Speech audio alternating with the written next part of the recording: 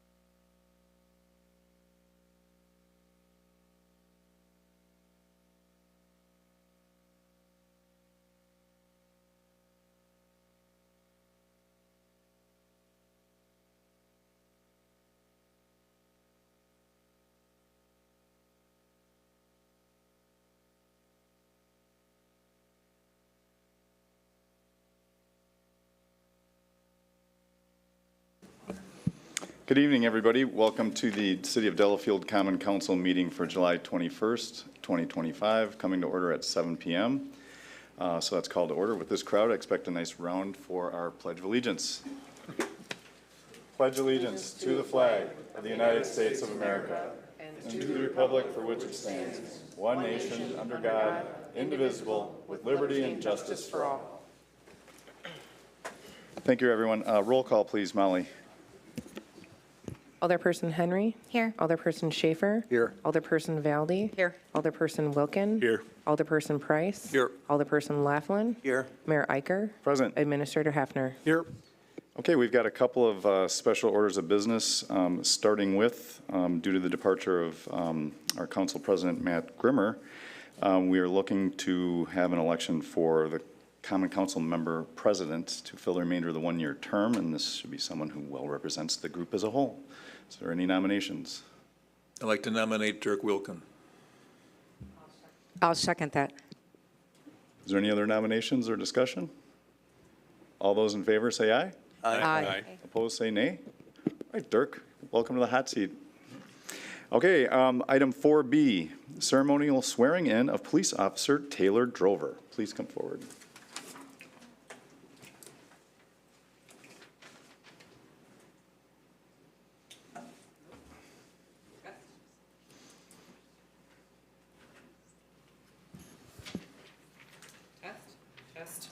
Test. All right. All right. Let's get over here so we can get the City of Delafield in the background. And wait for Mike to make that adjustment.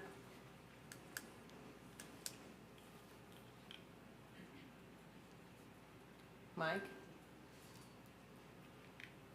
Okay, let's just readjust over here then. Oh.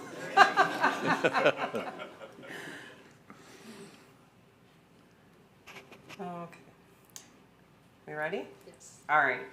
I, I, Taylor Drover, Taylor Drover, having been appointed a City of Delafield police officer, having been appointed a City of Delafield police officer, hereby swear hereby swear that I will support the Constitution of the United States that I will support the Constitution of the United States and the Constitution of the State of Wisconsin, and the Constitution of the State of Wisconsin, and will faithfully and impartially and will faithfully and impartially discharge the duties of said office will discharge the duties of said office to the best of my ability, to the best of my ability, so help me God. so help me God.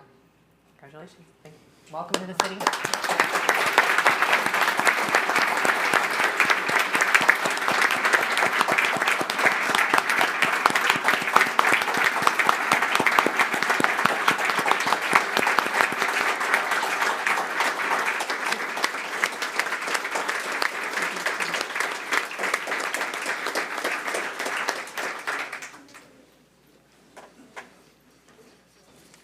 Congratulations, Taylor, and welcome. And this is the more formal indoctrination. She was at the block party this weekend, too, so. Okay, special order of business, item 4C, presentation by City Auditor Kevin Krasinski, our CPA with Johnson Black, regarding the 2024 City of Delafield audit, including our financial statement overview, statements, audit report, and required communications to the City Council, and followed by any questions that we may have. How are we doing? He is joining us via technology. Mike, can you cut to my AV, please? Cut to her AV. Cut to my screen.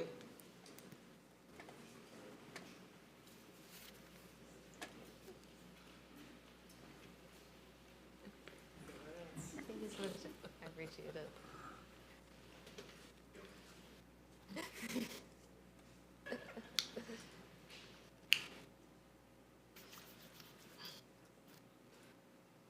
Kevin, can you hear us? All right, hold on one second. We can't hear you. Give me just one moment.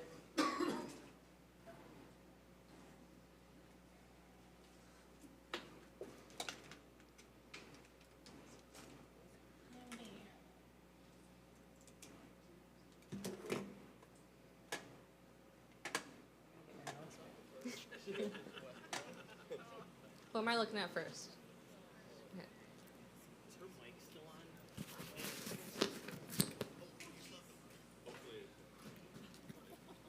Taylor?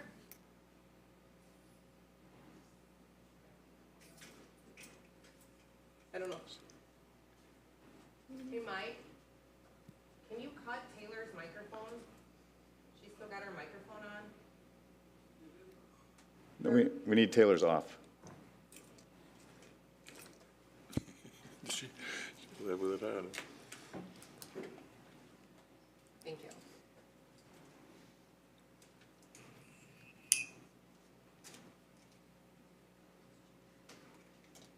Kevin, can you hear us? This isn't on. Did you want that one? Can you hear me or not? Yes, we can hear you now. Okay, good. So, will I be able to share my screen? Yes, please do. Okay. I'm going to share my screen. And there should be, do you see a window that says 2024 audit overview? So we No, do it's not not showing see yet. your screen yet. No. You can't? Nope. Okay, hang on a second.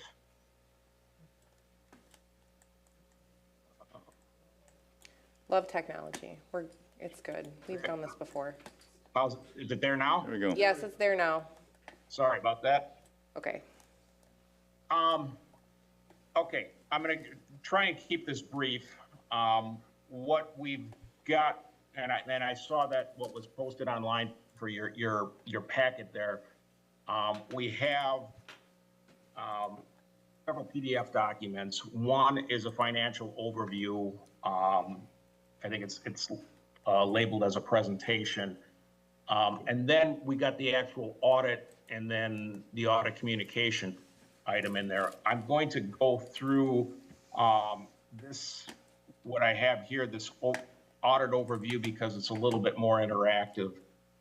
What I just wanted to do very quickly is give a brief overview of what's contained within what you guys call the financial audit. And really what it is, that document itself is, close to 100 pages. It contains the financial statements.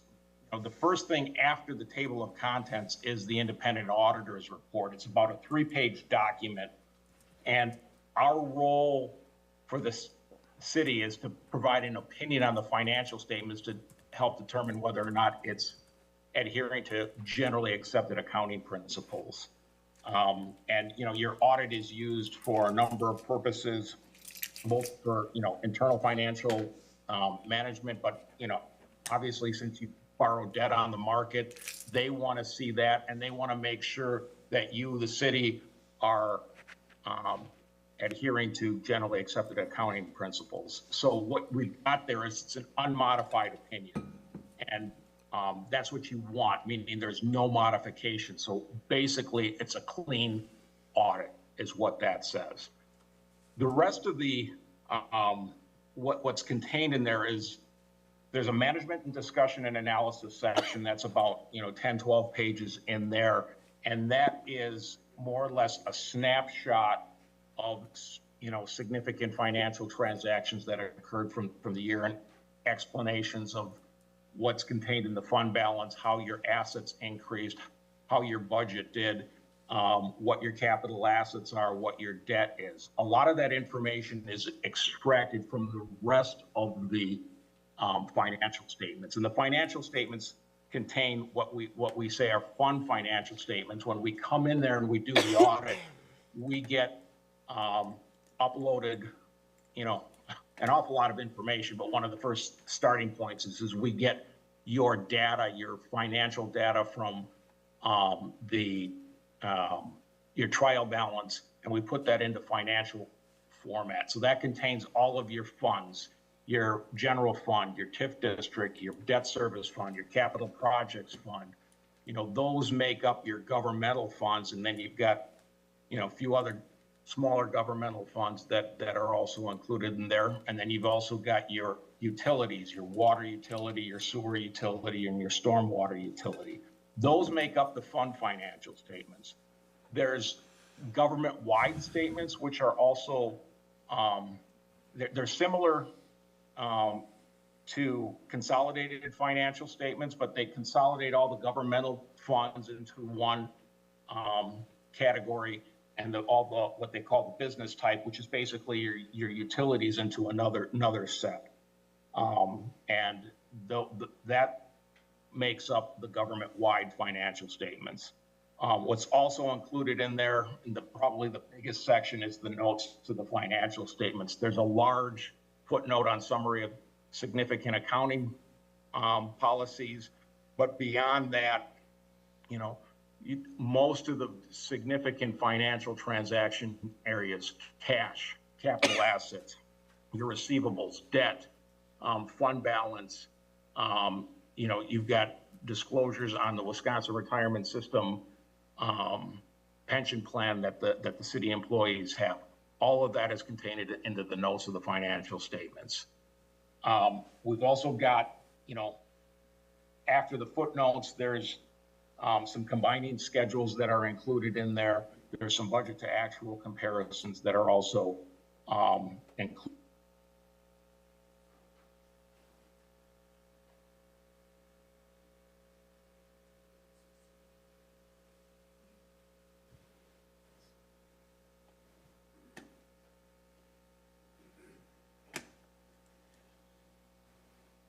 Did we lose Kevin? Kevin?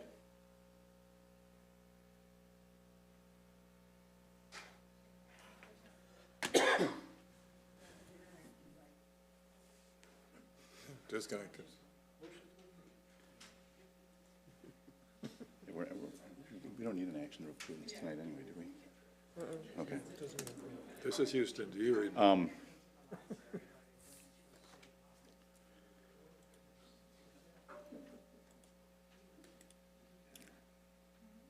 don't have a problem if we reschedule this, do you?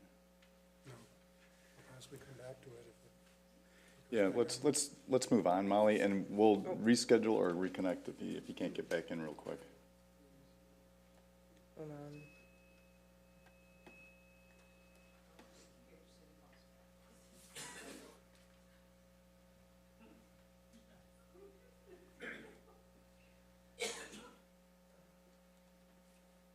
There we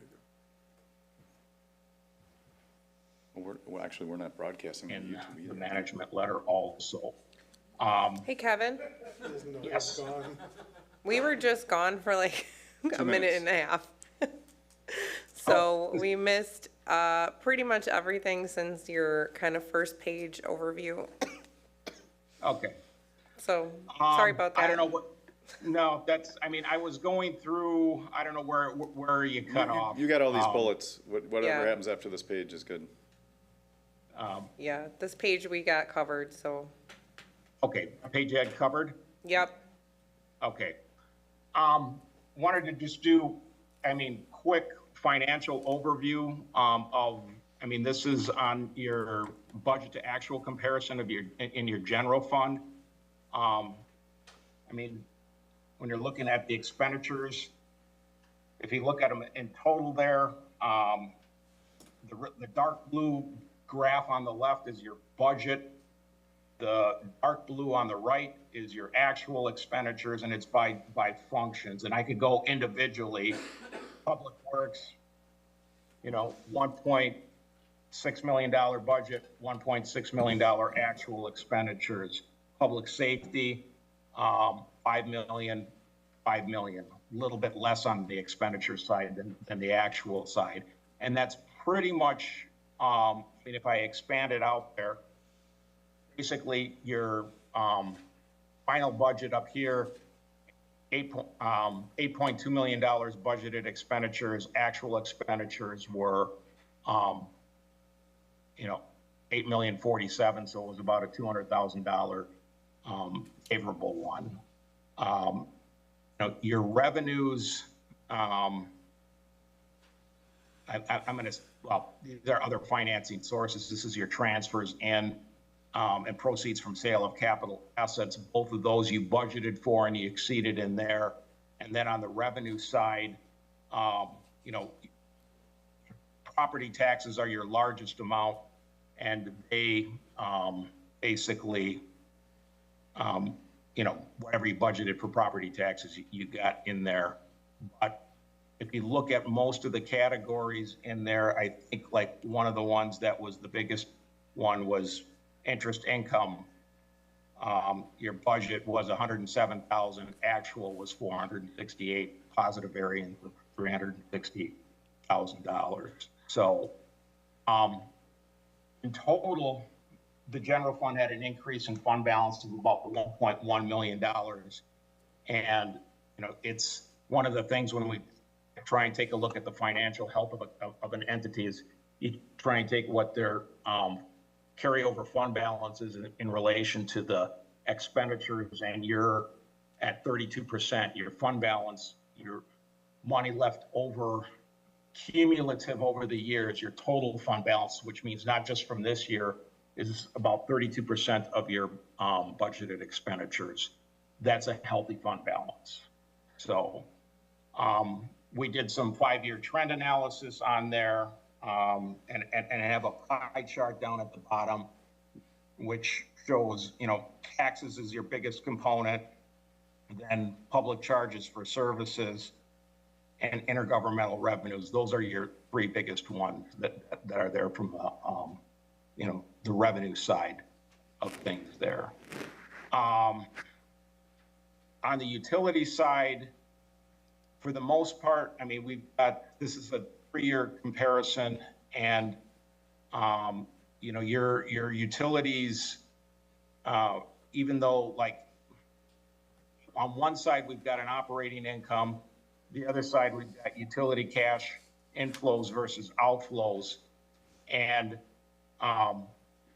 your utility operating income for your water and your storm water have been positive.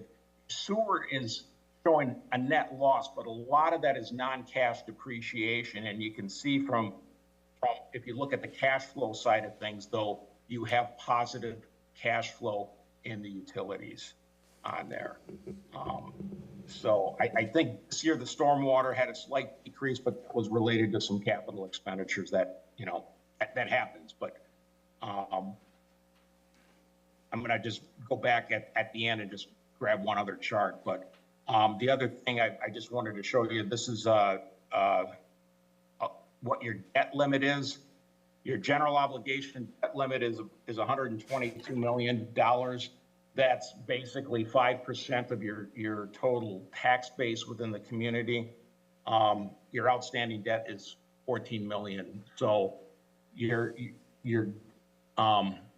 debt capacity is very strong.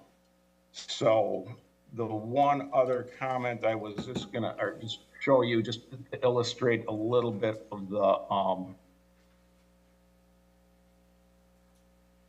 on the cash flows, utility operations. This is more or less an actual number visual of the net operating revenues for the water, sewer, and storm water, and then utility cash flow that you've got there. And I actually, I mean, when you look at it, positive cash flow for the water in 2024 and in 2023, positive cash flow for the sewer utility in 2024 and 2023, and positive cash flow for the storm water. And then we also, yes? I don't think we are sharing your screen yet. Oh, sorry about that. We're not seeing that detail of the cash flow. Yep, here we go. Okay. So, this is what I was referring to, but basically the utilities have got positive cash flow, and their current assets versus current liabilities are strong in all the utilities. So, I mean, that's just I mean, I guess to end, I'll just say, I mean, you've got a combination of a healthy fund balance. You've got, you know, very strong debt capacity, and your utility cash flow and is strong. So that was basically where I wanted to end it. So Does anybody have questions for Kevin?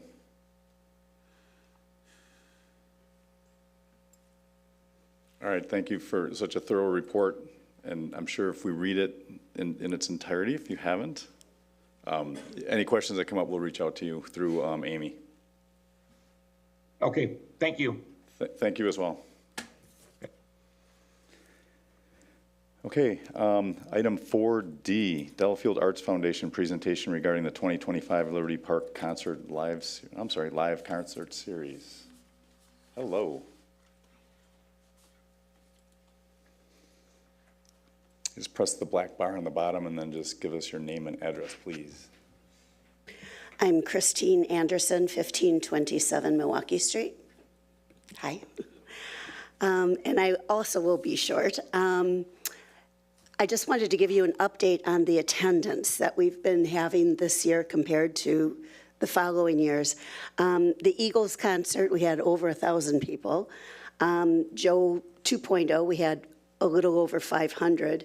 Boo the Band, thank you, Jackie, for introducing them, held 158 people through 3 rainstorms, rain showers. And believe it or not, out of all of those bands that I've just mentioned, that's the band that people have contacted us to say that they want to return. Kids from Wisconsin, also a rain date, and we had over 500 people. Not a rain date. It was raining while they were playing, but we held 500 people. And I think that the lessons that we've learned on these bands, because our numbers have increased, is that the more we pay for the bands, the more attendance we get. It seems that the bands that are more costly have a following that also brings in more people. But this year, I think our event coordinator, Susie, has done a fabulous job with them. And we want to thank Ellen Becker, obviously, for funding all of these. And talking about fundraising, we're ready to step into the donor part. We're calling it the Big Ask. And we've had 2 professional fundraisers actually approach us.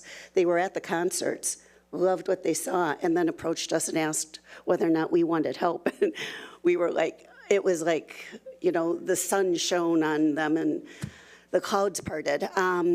But what they said that we were lacking was a proposal for services for infrastructure. Funders don't want to fund anything and write a blank check to, you know, just say, here, go do this with our money. They want to know specifically. So we have the specifics for the structure itself, but the funders, I guess, actually want like the infrastructure cost as well. And luckily, Parkitecture came to our rescue, and they prepared a proposal for us so that we could use that free of charge. They were volunteering that for them. And Mark has been like just so valuable in all of this to get, you know, the next step moving forward. So we're right at the point where we're ready to start writing proposals and start approaching people for funders. So we want to thank you for your continued support. Want to encourage you all to come to Thursday's concert. There's going to be two bands on Thursday. Hopefully there'll be no rain this time. Mm-hmm. They're going to be Shag and Spare Change Trio. So we're looking forward to hearing them. And then in August, we've got 2 really good bands coming in, like really good. They'll be like, I'm predicting a good number of people coming and enjoying it. I can't believe the number of families that are coming. It's really quite heartwarming. Everybody is using this as a family event and outing, and so we want to thank you. And I wanted to know if you have any questions for me. I guess my only question, Chris, is what can we do to be supportive? You know, like showing up is great, and yeah, I mean, I didn't even know who the band was, but they were astonishingly fun. Yeah. But what, you know, in our role as common council, it looks like you're doing, you know, everything you need to do, and we just want to be, supportive as we Oh, can. that's so nice. I think one of the things you can do is on your Facebook, if you like, because you all have constituents that you could encourage to come, it would be great if you posted, you know, the shows on your Facebook account, talk to your constituents about coming. Obviously, I think Park and Rec is talking about funding. I don't know that part of it, but, you know, if you support that, that'd be great. We're trying to cover all of the, you know, the bands and, you know, working with funders for that. I think we're, you know, already working for next year on that. So I think this is a really good partnership moving forward. Obviously, when we do the big ask, we're going to have, like, Tim, you'll have to be there. It's all right. Yeah, just work with the city and through Park and Rec and Chamber and anyone else, and we can help coordinate a bigger meeting for that to help get launched. So let us know when you're ready for that, and I'll help out. It'll be a while yet, but that's the step we're taking All forward. right, we'll keep marching forward. Keep up the good work. They are fun concerts. Yeah. Thanks for coming. Thank you. Jackie, I kept it short. Okay, now, minutes are not prepared. We'll approve them at our next meeting. Item 6, City of Delafield citizens' comments. Is there anyone here who wish to comment anything on the agenda tonight or off the agenda?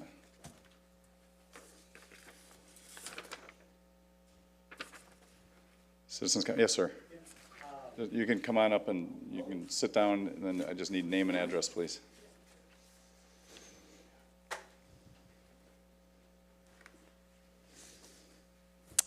Garrett Nessheim, 2099 West Shore Drive. Can you please spell your first and last name? Garrett, and then Nessheim is Nesheim. And what was that address one more time? 2099 West Shore Drive. Okay, thank you. Okay. I guess, first of all, thank you for doing what you guys do. City of Delafield is a really great place to live, and you guys are a big part of that. Been living here for 47 years or so, so a long-time resident. I'm here basically because I saw an agenda item to look at alternatives to the fire and rescue. So I just wanted to put a public statement in supporting Lake Country Fire today. Okay. So thank you very much. Thank you. Appreciate it. Is there anyone else who'd like to speak?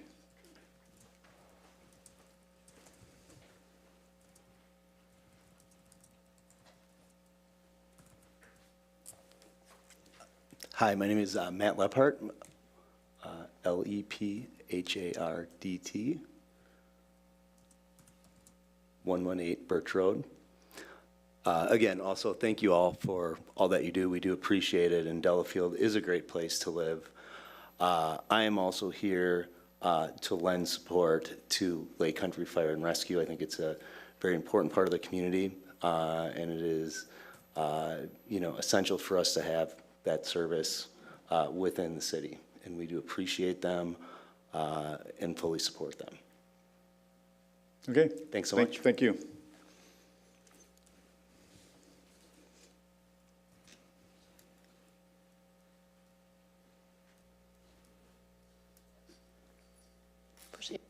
Now you turned it off. Yeah, you're good. My name is Kate Schlesinger, Schlesinger. I live at 2030 Bay Point Lane. I, too, am a concerned citizen and appreciate all that Lake Country Fire and Rescue has done for our community. My recent high school graduate son is a new recruit in the program at WCTC, and I'm very proud of that and want to support this community through the support of that program and their fine service. Thank you.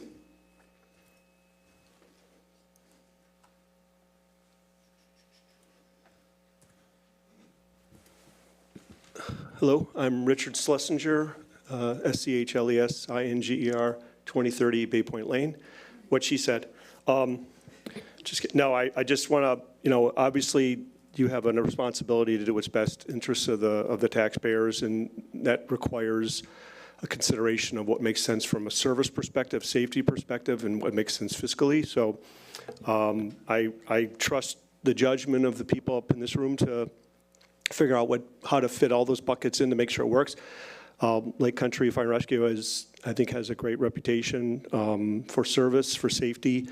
I believe incumbency matters, and I would just urge the council to do what it can to try to negotiate the best deal for the city and also give the incumbent the best opportunity to try to retain the services. Thank you.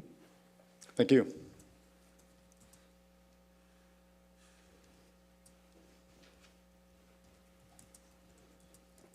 My name is Matthew Pelchat, Mathieu Pelchat. I'm also here for the Lake Country Fire and Rescue and in support of everything they do. Obviously, they have a great reputation, and they've been nothing but amazing, and I'm in support of them. Thanks. Any other comments? Anything on the agenda or off? Yes, ma'am.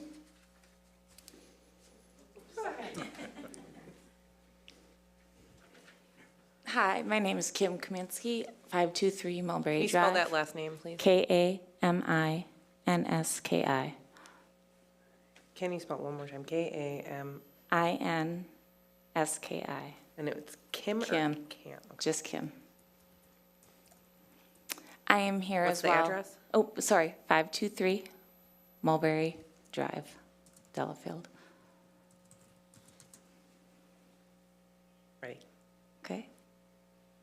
I am here as well to support the fire department. We have a daughter that went through the program here. Unfortunately, she moved to Beaver Dam, but she's a firefighter paramedic, but had all of her teaching here in Delafield. And just wanted to say that we support the fire department as well. We've had some calls to our house for different reasons, but we just want to say we support the fire department and the paramedic department. Thanks. Thank you. Yes, ma'am.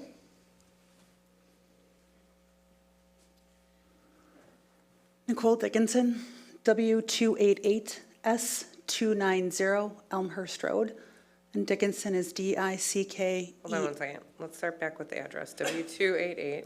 S290 Elmhurst Road. Okay, and that's, can you actually spell Nicole so I make sure I have the correct spelling of Nicole? Yep, no H in it. Nicole. Okay. Last name Dickenson. I have not sat on a board before, and probably from my address, you realize I'm not in the city of Delafield, but I am from the town of Delafield. The decisions that you are considering do have ripple effects into other communities. I'm sure all of you are very much aware of that. With that being said, I would urge you at this particular point to very carefully consider what your options are here.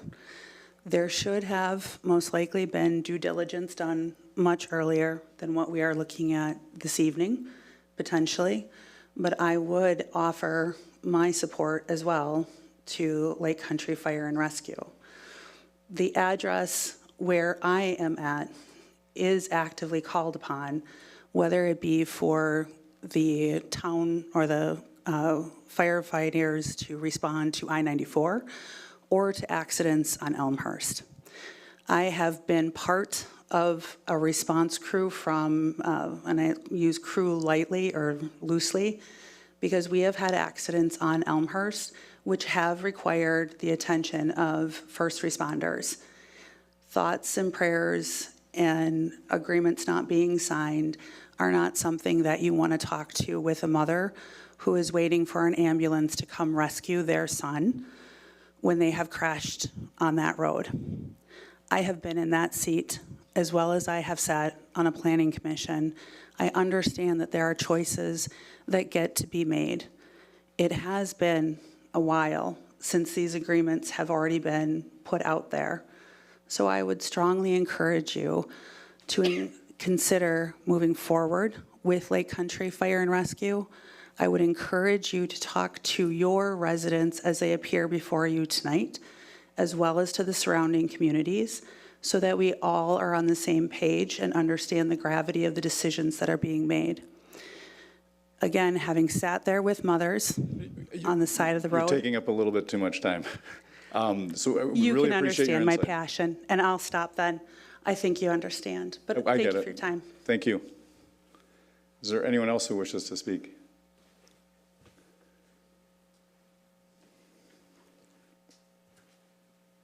Hi, Caroline Nesheim, Nesheim.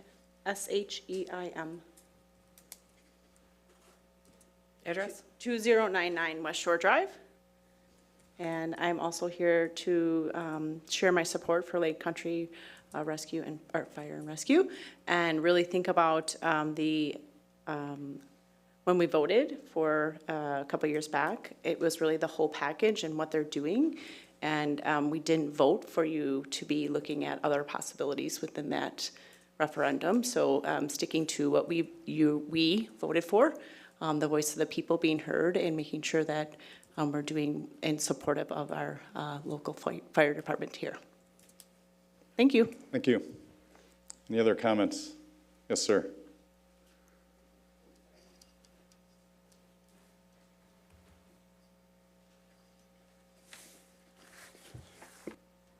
It's on. Todd Stuckert, 2312 Oakwood Road, Stuckart.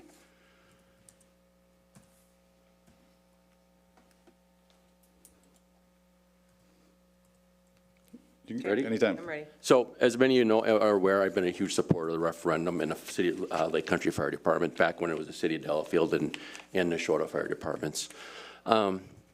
We voted on a referendum to expand the fire department and get it to the level that we wanted. A lot of citizens wanted it, okay? What we're lacking right here, I've been to many meetings, fire board meetings, we're lacking the partnership and the mutual respect for each other. Right now, nobody wants to be with City of Delafield when it comes to managing their business, okay? In business, if you're combining businesses, there's the doers and the people that get it done too. If we think we're gonna go to another department and join them, we're gonna be done too. We're not gonna be the doers. We need to be the leaders of the merger, or if you want to expand. I agree with expanding, but we need to do it in the right way. And just joining someone else to take on their problems is not worth it. Let's respect the men and women of our department and move on the right way. Thank you. Anyone else wish to speak this evening?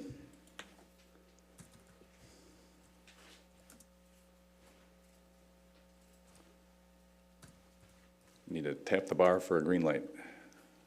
Thank you. My name is Chris Cook, 312 Wisconsin. Can you spell Cook? C-O-O-K. Thank you very much for allowing me a quick opportunity to talk. Instead of looking at me, I would really want you to direct your eyes to the people in the back of the room with their uniforms on.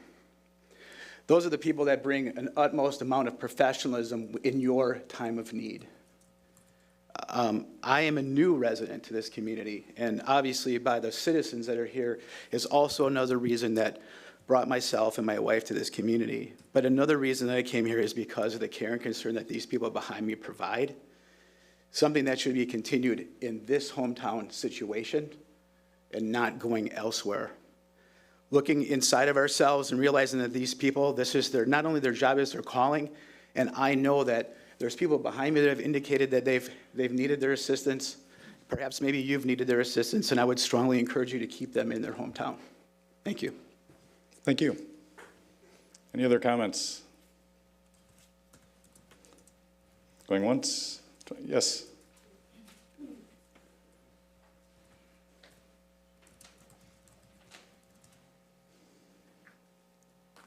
All right. Good afternoon. I am Julie Krivitz. I'm with Lake Country Fire and Rescue. I'm a lieutenant there. Can you spell your last name, please? Krivitz. Address? 205 Woodfield Drive, but that's Eagle. Eagle, Wisconsin? Yep. 53119. Good. I've proudly served with Lake Country for over a decade, and I dedicated almost 20 years to the fire service in general. I'm here because I'm deeply concerned about the direction that the city is taking in regards to obviously our fire and EMS. The lack of renewed cooperative agreement with our partner municipalities, the pursuit of outsourcing somewhere else, and the failure to implement the agreed staffing model are not only disheartening, but they're very dangerous. In 2023, we proposed a referendum, the city did, for staffing, and the residents overwhelmingly supported that. They've made a very clear mandate from the community to invest in safety and continued development of our department. And while the city, you have stated that you support our growth, we've fallen very short on that plan. I support responsible governance and fiscal responsibility, but I struggle to understand how walking away from an already established, consolidated, community-backed fire and EMS benefits anyone. LCFR is a model built on collaboration, trust, and shared investment. We've spent years refining the system that understands the needs of our communities and often doing a lot more with a lot less, while maintaining high standards of professional service. Our frontline staff, who are all behind me, have been extremely patient, committed, and understanding, even as we've worked under unsafe staffing conditions for years at this point. Despite the challenges, we continue to show up every day because we care so deeply about the people that we serve. But when treated as political collateral, it damages morale, hinders recruitment and retention, and honestly threatens public safety. We're not just numbers on a spreadsheet. We are your neighbors. We are the ones who show up to your door on your worst day. Many of us have served this city since before the initial consolidation, and we have been loyal, committed, and deeply invested into this community. We've earned the trust of our Delafield residents through years of dedicated service, and we sincerely ask you guys to honor that trust, not just for our sake, but the ones that ask for our help every single day. Stakes are extremely high. Response time, staffing levels, service quality, and public trust all hang in the balance. Undermining what we've built or turning to the lowest bidders to put lives at risk weakens the integrity of the city's leadership. I urge the council to act in good faith, to prioritize collaboration over division, prioritize public safety over politics, and recommit to finalizing an amended IMA to support the staffing model that was promised, because it keeps our community and our fire department safe and strong. I appreciate your time. Thank you. Anyone else wish to speak? Okay, going once, twice. Okay, citizens' comments are now closed. Moving on, nothing on the consent agenda. Boards, committees, and commission reports. Licenses, Molly. Just that all of the licenses have been taken care of for this season, so renewal is complete. Nice. All right. So next item up, discussion and possible action regarding the following items. DELC 0793051. 433 Genesee Street, owner 433 Genesee LLC, applicant Aaron Werner. Applicant is requesting a zoning map amendment from the CBD2 Central Business District to the CBD1 Central Business District. And the note that this is coming from the Plan Commission with a recommendation for denial from June 25th, 2025. Aaron. Hi, Aaron Werner, 600 Sanctuary Lane, Delafield, Wisconsin. How does this, I feel like I'm at a parole hearing. Yes, I was unanimously told no by the Planning Commission. My packet is in your materials. I'm not going to regurgitate at you there's plenty of things to cover tonight about why I think that property should be rezoned. For everybody's reference, it's the property directly across the street. It's the white Chicago bungalow on the 53-foot by, I think, 150-foot long lot right off of Pamelia Street. So I think everybody on the council is probably familiar with it. To recap the memo that I wrote to the Planning Commission, in short, I do believe I'm in disagreement with Amy Barrows, who I do respect very much, about the historical zoning on this property in 2009. I don't think we're going to continue to relitigate that here. I don't think it's going to be an effective path, but I do stand by the arguments made in that memo.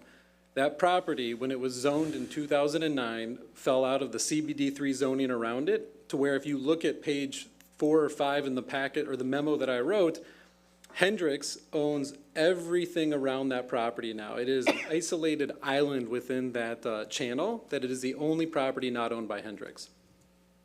One of the arguments the Plan Commission made a few different ways is if you do it for one property, you have to do it for all of the properties, or we're going to get flooded with all of these one-offs. Again, because it's completely surrounded by CBD3 at that point by Hendricks' ownership, although I think one of their lots might also be CBD2, so don't quote me on that, and I'm happy to be corrected. it isn't like every other property. Most properties in this town are unique on some aspect, and the CBD1 zoning from the north side of the city is going to continue over time to keep coming south, in my estimation. And it is half of the size of the other properties directly next door that both have parking on the property. It also is unique in the fact that there are 35 or so parking stalls open. Even with all these people in the room tonight, only 11 of those parking spots are filled up out of the 35 as I walked into the meeting tonight. The biggest reason I'm going to ask you to the Planning Commission is made up with everybody, the council and the Planning Commission and anybody that works in government. I think everybody's basically a volunteer here. It's because you care about how the city is and what it's going to be in the future. And so what I'm going to ask you to do is look at this situation from the aspect of what is in the best interest of public necessity, general welfare, and good zoning practice. And those are very vague words open to your interpretation. It's a question of, do we want to keep that same building there that's going to have 1 or 2 occupants in it? Actually, even 10 or 11 years ago when Charles Hendricks bought that building, he told me he thought 10 people were living in that building as recently as 10 years ago. Because in CBD2, you can have a house or you can have an office or essentially both. So when he bought that property just 10 years ago, I think 10 people and 10 cats were living in that property. What should happen to that property is it should be knocked down and a building that fits in with the rest of downtown directly across from the street from City Hall should be built there. Currently, I pay $2,800 or so in taxes a year on that building. When we sit here tonight and we talk about funding Lake Country Fire and Rescue, I guess I struggle with any budget deficit that we have to pay Lake Country Fire and anybody else when we could tear that building down, build a new building, and the taxable revenue over the coming decades just on that building alone would be eventually into the hundreds of thousands of dollars of taxable revenue to the city. Yet we want to sit here and just continue to not that I want my taxes to go up, but we're going to sit here and tax that building at $2,800. And I do think that is part of the considerations of best interest for public necessity, general welfare, and good zoning practice. So I guess I would look to the Common Council to ask questions. When I got to the Plan Commission, speaking frankly, I felt their mind was already made up. They had dealt with this issue a year before for a prior applicant that did not close on that property and did not move forward with the development plans. So I would just be, again, I know there's other things to get to tonight, but I want to leave it there, and I thank you for your time. And I'd love to, there's 2 things you can do tonight to kind of really try and move this along. Either you're going to agree with Plan Commission and say, sorry, you lose, it will not be rezoned, or you can reject the Plan Commission's recommendation to deny the zoning district amendment, rezone that as CBD1 as a unique parcel coming out of downtown, and then tell Planning Commission to carry out your directive. So those are the 2 options, I believe, but again, the city can correct me. So I look forward to any questions you might have for me. I presume you read all of Amy's letter that's in the packet. Did everyone on the council read? Yes, I Points did. that she pulled out? Because there's some things that definitely need to be clarified, and that is that every property between the subject property and Cushing School is zoned CBD2. And the properties immediately to the north are zoned CBD3. Creating this as a CBD1 property would give it a unique island of zoning that you said, you mentioned earlier that you were wishing to avoid. Whereas right now, some accommodations were made to provide a building of the scale that Mr. Werner was recommending. And this really turned into a parking question. And so a big crux of what the Plan Commission's ruling was on this last couple weeks ago was just simply addressing the fact that CBD1 requires 0 parking to be accommodated for by the property owner, the developer. Also, it has extremely larger footprint size limitations that can be set on it. So those were the 2 things that really put this in the Plan Commission's mind as far as the special exceptions that they made for that particular section of properties just south of him. And there are properties that smaller that are, if you look at like Matt Gerber's building and you get a couple houses just 100 yards south of you, all the same zoning, there's similar properties of similar size. This is not an island. It is an island though, Mayor, because those properties have direct access already when the zoning was done to give them driving access into a parking lot on their property. This property on 4 sides has parking on Pamelia Street, parking on the city. Hendricks owns the lot next to it, and Hendricks' hotel is directly. You have direct street access on Pamelia Street. So these are issues that you're saying you disagree with Amy on, but they're facts. And so these are where we get kind of lost in some of the minutia about what is desired to happen versus what the Plan Commission ruled on. So this comes out in Amy's letter pretty clearly, but if you have any questions from Mr. Werner to clarify more, please feel free to ask him. I've got a question. Aaron, if we don't change the zoning, what are you going to do with this?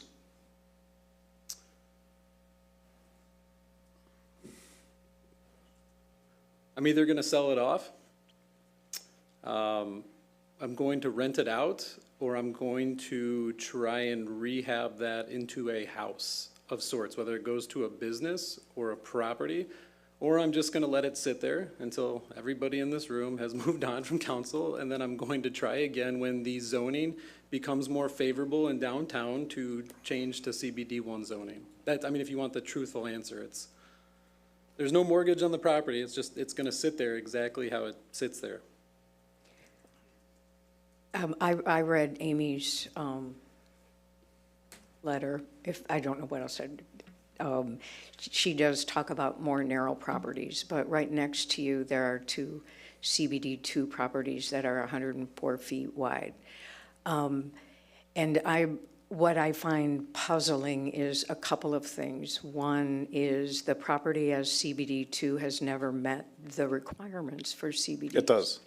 It is not a non-conforming lot. Well, then you shouldn't need to charge for parking, which the city never has charged for parking for all the 15 years, I believe, that Charles, the accountant, Hendricks, not Hendricks, owned. He has never been had to pay for any kind of parking, but that is something that the city has put forward a sort of added wrinkle.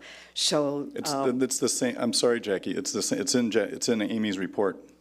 What your questions are answered in Amy's report. It wasn't a question. It was a statement. No, but I'm saying that the statement is disputed by Amy in her report. There is banked parking that was drawn in when this was asked to be rezoned by the property owner in 2009 to become CBD2 on the property owner's petition. And because of the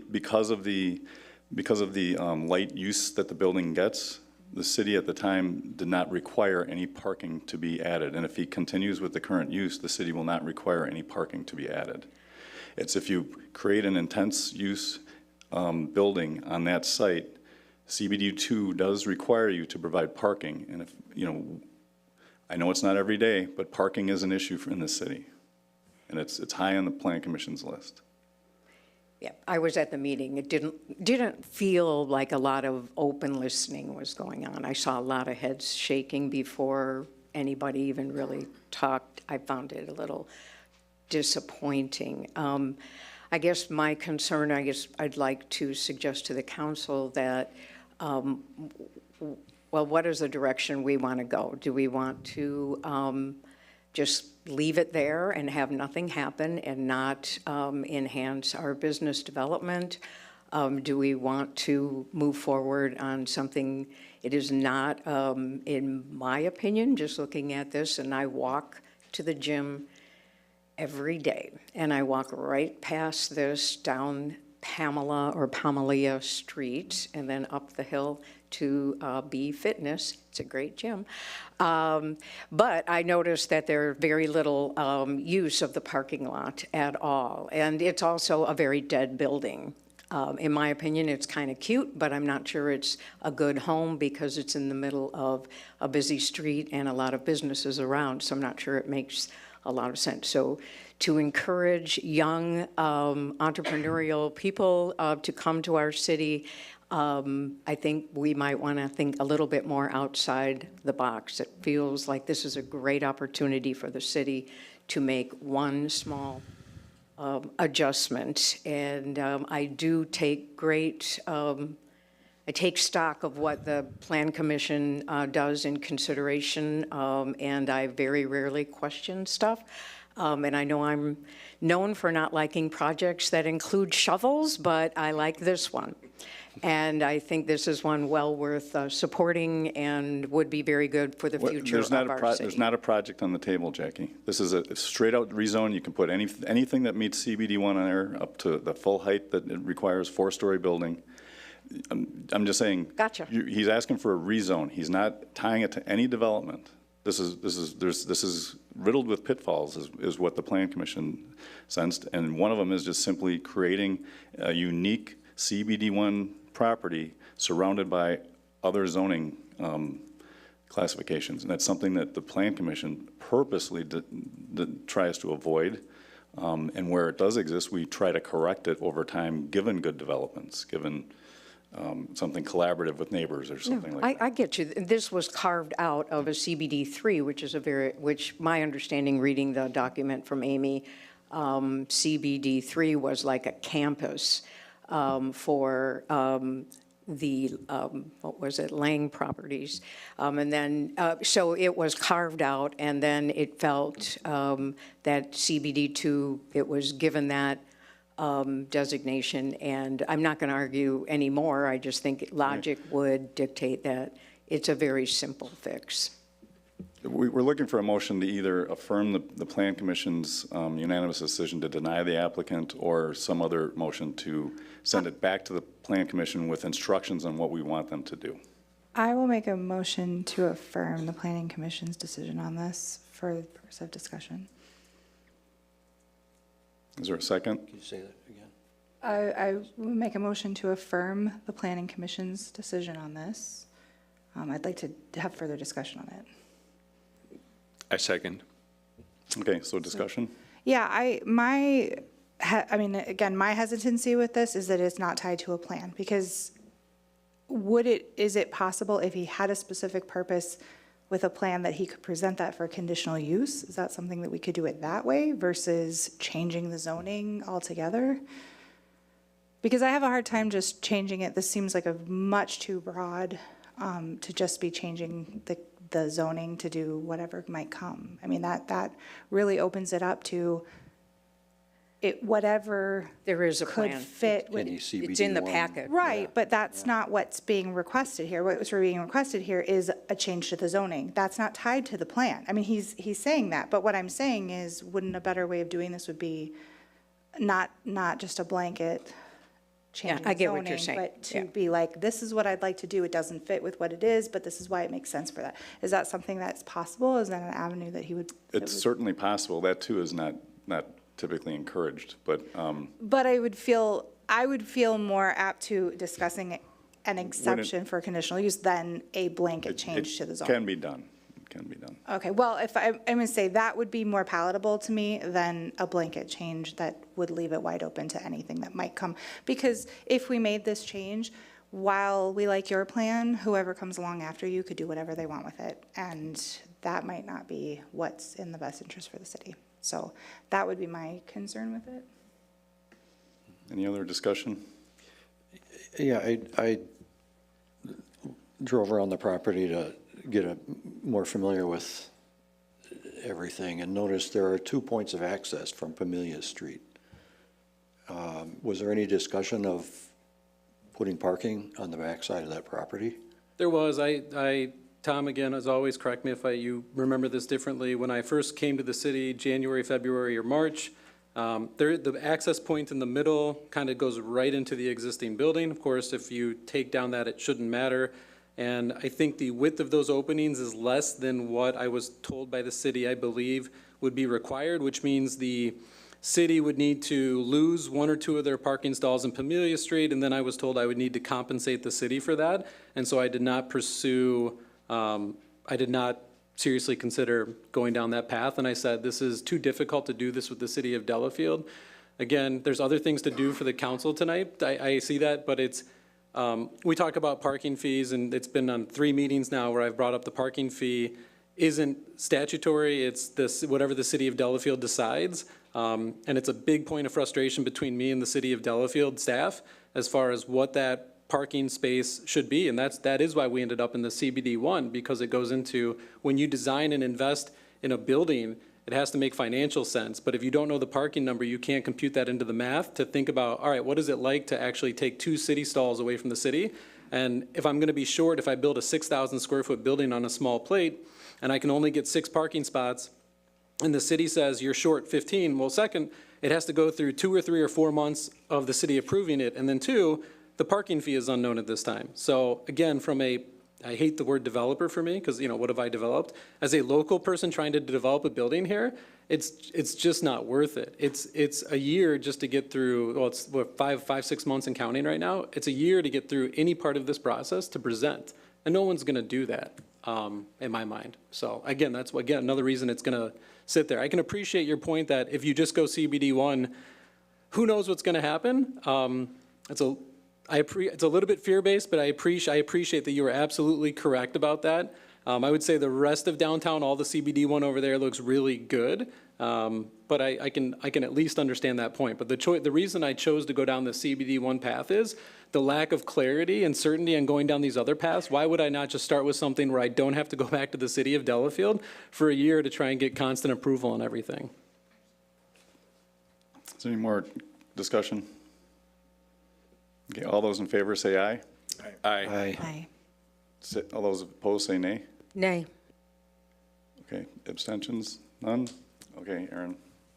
Thank you. Okay, item B, DELT 08100092 and DELT 08100093 into 1 W29827 Glen Cove Road. This is a applicant's request for extraterritorial certified survey map review in the town of Delafield, which we get to do because it's within a certain proximity of the city and they're a town. This was unanimously approved by the council, by the plan commission. So looking for a motion to approve or deny that. Go ahead. I was gonna say, I would like to make a motion to approve. Second. Any discussion? All those in favor say aye. Aye. Opposed say nay. Or abstentions? Okay, that has been approved. If you're here for any of these, you're free to leave or you can stick around. Item C, DELC 0794-023-111 Enterprise Road. Owner TOCHAL LLC, applicant Ben Freeland. Impact General, applicants requesting approval of stormwater maintenance agreement to accommodate a building addition and parking lot occupied by Cartech, a manufacturing warehouse facility. Tom, is this, I don't know if this was on the Plan Commission agenda or this was something that just got wrapped up with staff? Yeah, it wasn't specifically on the Plan Commission agenda, but it's a standard document that goes along with approved projects, and Cartech was just recently approved for an expansion. And so this is an amendment of their stormwater agreement, and it's based on our standard template. I move that we approve the stormwater maintenance agreement for Cartech. I'll second. Any discussion or questions? All those in favor say aye. Aye. Opposed say nay. Or abstentions? Okay, Cartech stormwater is approved. Item D, discussion and possible action regarding a parking license agreement between the City of Delafield and KAJR LLC. This is Kurt Steakhouse, allowing a portion of long existing parking lot to remain in the public right-of-way. Entering into this agreement as a condition of the owner's recent approval from the City Plan Commission to construct a new entryway on the west side of the restaurant building. So this is a situation where there's been multi-decade parking in the public right-of-way, and we're just formalizing the fact that that's acknowledged and that there's an agreement between the city and Kurtz to just make sure that no one assumes rights don't exist that don't exist. I'll move to approve the parking license agreement. Second. Any discussion or questions? All in favor say aye. Aye. Opposed say nay. Or abstentions? Okay, motion carries. Thanks, everyone. I know typically the Plan Commission rep would go through all this, so I feel like I'm wearing 3 hats at once, so tell me if I'm getting out of hand. C, Lake Welfare Committee, Alderperson Price. Yes, Lake Welfare met last week. Our agenda has been basically the same for the last couple of weeks. You can tell in your minutes. One thing we did talk about extensively was on wake surfing. The committee recommended last year and the spring of this year to set out a list of voluntary requirements for people to wake surf on the lake for the safety and convenience of everybody. And then we were going to reassess it during the summer to see how that was going, and then discuss it again at the Lake Association meeting in September. The feedback so far is, it seems people on the lake are following the rules quite well. People coming in off the lake are not. So that's going to be a situation we're trying to resolve at this time, but that's it. Okay, thanks. Park and Recreation Committee, Tree Board. Park and Rec, we approved the Tall Pines Conservancy use of the fish hatchery building as part of their lease agreement with the city, and we are working on our budget planning for next year. That's it. Okay, thanks. Public Works Committee, Alderman Wilkin. We just have one item for tonight. We went out for bid on the City Hall steps. Just to review, in the 2024 budget, we had a budget item of $195,650. We went out for bid. We got one bidder back. Zignego bid $354,106. And after talking to some other prospective contractors, we learned that this was just not a good time. They're really busy this time of year, and it was kind of late in the season and everything. And so with that, the Public Works Committee recommends that we reject this single bid and we rebid it later this year when the contractors are a little bit more available. So sounds prudent. I would move that we reject the single bid that we received. I'll second. Any discussion, other than the fact that we get to look at the rust again for another year? All right, all those in favor say aye. Aye. Aye. Opposed say nay, or abstentions? Okay. Anything else, Dirk? That's all. Okay, and Delhart Commission, there's been lots of articles about this stuff. We had a meeting last week, so we're going through getting ready for our budget too, but these quote flushable wipes cost Delhart about 300 grand. They get wrapped around, these fibers don't go away. Someone says, well, it says flushable on the package. Well, you can flush a golf ball too. There should be somebody doing something about it, but just a public service, don't put them someplace else. But so that's something that we just finished up. We're finishing up that project and it's coming online, but it's expensive. Waukesha went through something similar recently. So Police Commission, I don't believe there was a meeting. Library Board. Yeah, we met, and it's a really fun time to be coming to the meetings if you want to learn about the library, because the directors from each department are coming and kind of telling what they're doing in each part of the library. So it's really fun to actually get to see how each department is, what they're doing and how they're running the library. One of the things I wanted to mention to the council is one of the things that they're struggling with a bit is extra hours that some of the staff has to work on holidays and weekends, long weekends. They have to come in to empty the boxes because they get overfilled. So they're asking the council if we would consider doing like a night drop, something where they could put something inside the building that would allow that to go. So that was something I wanted to bring up to the council and see if we would be willing to accept a proposal or something like that, that would allow the library to do something so I just wanted to get a feel if that would be something that we could take back to them, that they could bring to the council. So the idea of a drop slot that comes right into the atrium? Yeah, that would come into the atrium, that they would then bring in only when the building is closed so that it wouldn't interfere with anything else, but that it would allow them to put like a big bin in the atrium that would allow them to actually take holidays and weekends entirely off, and they wouldn't have to be coming in on their time off. So I thought it was a good idea. I wanted to get feedback from them before they invested money in putting together a proposal. So if you guys are all on board with that, I will tell them to move forward with a plan that can be formally presented. I would caution us on getting too deep into this Just 'cause discussion. it's not on the. It's not okay. on the agenda. It's Okay. like a- Sounds like a good That's fine. agenda item for our next meeting. Yeah. Yeah, if you want it on the next meeting, please let them know we should do that. And if someone wants to, maybe if they see, if they know of a library or an example of one, take some pictures and have them as a part of it so everyone can visualize maybe what that would be and how intrusive or whatever innocuous it would be. Okay, sounds good. I will let them know that, and we'll have something for the next meeting. As always, we are, the last Tuesday of each month is the Culver's fundraiser in Wales from 4 to 7. So that is through the rest of the year, so the last Tuesday of the month. Great. All right, thank you. I don't believe there's a zoning board of appeals meeting. No, Next no item? meeting, Okay. no report. Promotional and Tourism Commission, Alderperson Valde. Gotta turn on my mic. Yes, we had a meeting, and I have a few things to mention. One is that our local hotels now have a QR code in the rooms to encourage visitors to explore more of Delafield's restaurants and retail and other attractions.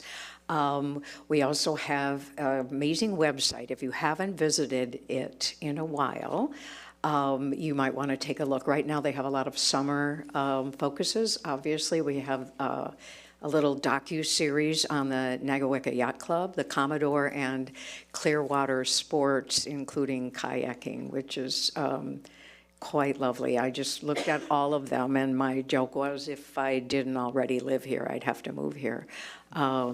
So yeah, and I did want to point out too that if you hadn't looked at Lake Country this month, when you got it, the paper in above the fold is our new director, Jory Hartwig. It's a nice little article. If you haven't checked it out, do so. Thank you. That's Or it. stop in and say hi to her. Yeah, Thanks, Jen. she's amazing. Okay, let's see, Lake Country Fire and Rescue Commission. I don't believe there's a meeting. There's one coming up, I believe. Lake Country Fire and Rescue Board. And so, Tom, you've got this summary. There's a budget amendment that was submitted by the chief.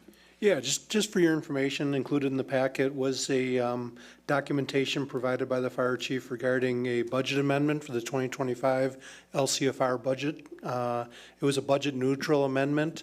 LCFR actually received about $85,000 more in Wisconsin Funding Assistance Program funding. And those funds need to be spent on eligible expenses regarding equipment and training, and they intend to spend that on a power load system for the only ambulance in the fleet that doesn't have such a power load system for the patient gurney, and then also some upgrades with the training spaces that we have. And so this is a budget amendment that increased revenue by $85,000 and increased those expenses I mentioned by $85,000. So just provided as a FYI. All right, thanks, Tom. Deer Management Committee. Deer Management Committee met this last Saturday morning, walked through the woods, cleaned out a little bit of brush, checked on the status of the stands over in the brush pile area, and we will continue working on updating the stands through the month of August. It's getting close to that time. Yep. All right. No other committees or commissions or boards to report of. Unfinished business, none. Mayor's report. I'll just say a couple of quick things. The block party was great.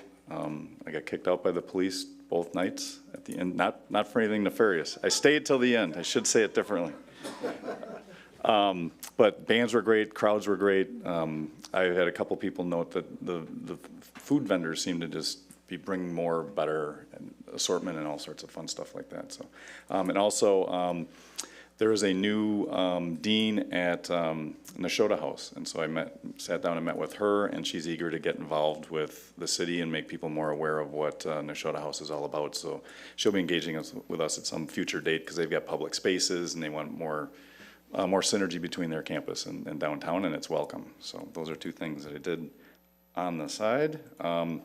Then down to business, we need to accept reluctantly the resignation of Matt Grimmer from the citizen member of position on the Lake Country Fire and Rescue Board because he has resigned. Term to expire, well, his term is going to be open. I need to find someone to fill him. Somebody needs to make a motion to accept Matt's resignation. Move to approve, accept Matt's resignation. I'll second. Any discussion? All in favor, say aye. Aye. Opposed, say nay. Or abstentions? Okay, thank you, Matt. And also, accept the resignation of Tracy Firm as a citizen member on the library board. She is traveling more and more, and she doesn't want to miss meetings and get chastised, so she understands that it's a commitment, and she's done a great job so far, and she's just going to step down after, and I don't know if it's immediate or a little while, but looking for accepting her resignation. I'll move to approve the resignation of Tracy Firm. Second. All in favor, say aye. Aye. Opposed, say nay. And literally for 5 days, I had every single board full back at the end of June, and that changed quickly. So I've got a couple openings, and I've got some great candidates. But again, anyone out there, if you're interested in applying for something, please, there's an application online that you can fill out.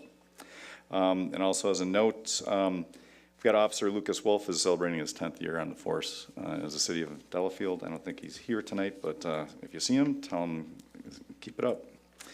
Okay, new business 11, discussion and possible action and enter into a memorandum of understanding with the Waukesha County for coordinated countrywide damage assessment services across municipal boundaries. Fire Chief and Emergency Management Coordinator Matt Fennig will be in attendance to answer any questions. And here he is. Actually, why don't you give us a quick overview of what this is? I get it, I've heard it, but. Yeah, good evening, everyone. Great to see you all. So the Damage Assessment Team, or DAT for short, is a team, a countywide team that goes out. It's been coordinated by Waukesha County Emergency Management. And the concept behind it is that if the city of Delafield were to experience a tornado or some flooding or the snowstorms that we had come through a number of years ago, those are all hands on deck responses from the DPW, from the police department, from Lake Country Fire Rescue, in order to handle mitigating that situation. But shortly thereafter that, if there's any chance of receiving federal funding from FEMA or state disaster recovery assistance, we need to do a damage assessment on that. And that damage assessment is complex. It is finite in detail. There needs to be pictures taken. There needs to be GPS locations of where this stuff is happening. So conceptually, we've worked at the emergency management level for 2 or 3 years on how to best take care of this. So through that concept, we developed a county-wide damage assessment team. And the concept is that, like I was saying, if Delafield experiences an incident, perhaps New Berlin has individuals that weren't affected that could come over and assist Delafield. And vice versa, if New Berlin has an incident, they could call upon the team, and that team could come and do that damage assessment. The county has stepped up to the plate. They're doing all these damage assessments electronically now with GIS, and they run around with iPads that have cellular service in it. They pick their location. They take pictures of the damage. They mark the type of the damage, whether or not it's minor, moderate, severe, or a total loss. And it's building the spreadsheet on a GIS dashboard behind the scenes so everyone can get it done. So that takes the workload off the clerks, who would traditionally have to then calculate all those damages and do things like that. So there's no cost to this damage assessment team. It is all basically, asking for 1 or 2 or 3 people that would help with it. Mostly DPW workers are the key individuals that would be able to help with it. So, Chief Henning, do I understand it's really just an administrative allocation of personnel, no out-of-pocket change? No, correct. There's no out-of-pocket cost on it. The out-of-pocket cost would be is if we had to send individuals over to New Berlin in that instance. There would be payroll associated with that. It's in a disaster thing, so at some point in time you may be recouped for that. But we're not talking about tens of thousands of dollars. It's more of a mutual aid thing. And there's already mutual aid agreements in between everyone right now anyway, so. Okay, looking for a motion to accept the. I move that we accept. Second. Any more discussion? Okay, all those in favor say aye. Aye. Aye. Opposed say nay, or abstentions? Okay, thank you, Matt. Thank you, Chief. Okay, item 11B, discussion and possible action regarding the process for an appointment and/or special election to fill District 5 Aldermanic District that is now vacant due to the resignation of Matthew Grimmer, effective July 1st, 2025. I believe his term is up in April, but Historically, we have. April 2027. It's 2027? He just got reelected. Oh, okay. Odd district, odd year. Okay, so there's a substantial amount of time left, okay. Historically, so our options are holding a special election like right away, which is a little costly, but appointing someone to fill the vacancy for the remainder of the term, and we accept applications, and then we vet the applicants, and then we go through the nomination election process ourselves, or team it up with a later election period to sync it up with maybe a spring election or something. But I think about 9 out of the last 10 times this has happened in history, we've gone through the appointment process and it seemed to work pretty well. I'm just open to suggestions here about if anybody thinks otherwise, or if that's what they'd like to go ahead and suggest. I'd like to suggest that we appoint somebody now, and then we have a special election next April in conjunction with the spring elections. I don't know, can you do that, Molly? Appoint an alderperson to vacant aldermanic seat to the remainder of the term or until a special election is held for this seat. So it would be until that next option. Okay, that's the thought. Is anyone else on board with that? I didn't know we could do that, but that sounds good. What he's asking to do, that we would have a. So he's saying we'd be appointing someone to fill the vacancy till April, where they would be up for reelection For a a one-year. one-year term. Didn't that happen with you? Or it was someone who was appointed and then served 1 year and then until it was? Jacob Berg was appointed and served, I think Jacob Berg was It was appointed. Jacob, you're right. But then he was up for reelection the next year. Okay, yeah, I knew it was something like that. I think that's preferable. Yeah, I was elected in a special election my first term to fill the second year of the 2-year term. Yeah, Wayne was nice enough to time his departure to sync up. Nothing against Matt, but do we need a motion? I think the suggestion is administratively efficient and makes a lot of sense. Can we just go ahead with it, or we need a motion? I would Someone want to make a motion? say that the motion would be to appoint a person to fill until a special election is ordered. When should we try to schedule that appointment? Like first meeting, we've got a meeting that would be September, or we could try to get it done by next, give someone 30 days. I believe there's already someone interested that's expressed some interest through the grapevine. I've heard a couple. Okay. So I don't think we'd have a problem if we said it's, go for it, and we could bring this on the agenda in August. So if someone wants to make that part of the agenda, the motion that we'd be appointing someone in August to fill the remainder of the term and have a special election, April? I would move that we add that to the August agenda to appoint a replacement alderperson with the term to go until the special election in April. Is there a second on that? April, second? April of 26. April of 26. Right. Is that clear enough? Yeah. Okay, any more discussion? All those in favor say aye. Aye. Aye. Opposed say nay. Abstentions? All right, that was quick.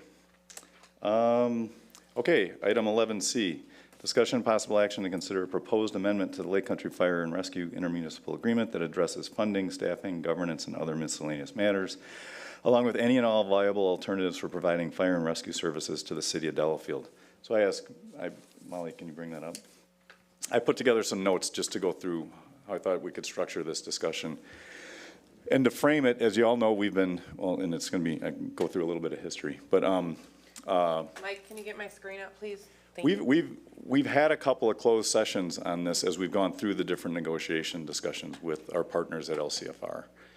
And different ideas were thrown up for just brief discussion. Some were dismissed, some were like, I don't know, what would happen if we did this? What would happen if we did that? And no matter how practical or how much time we should spend considering any and all options, I wanted to put them all out there so people know that we're working through all these things. There's not a front runner. There's not something that is predetermined here. This is to air it out because we're at a point where we've got a draft of an amendment for the current contract that we've had since 2020 or 2021, 2020. And it's going through legal review right now, and it's going to be something that we're going to have as soon as second, third week of August. So I wanted to bring these things up and walk through them so that people understood that we were doing what we said we'd do when we were elected, and that's thinking through these things and acting in a diligent manner. If somebody said, "Oh, we just renewed the contract," it's like, yeah. It's like, well, did you consider this? It's like, not for a second. That's not a good answer. So that's the approach I took with this.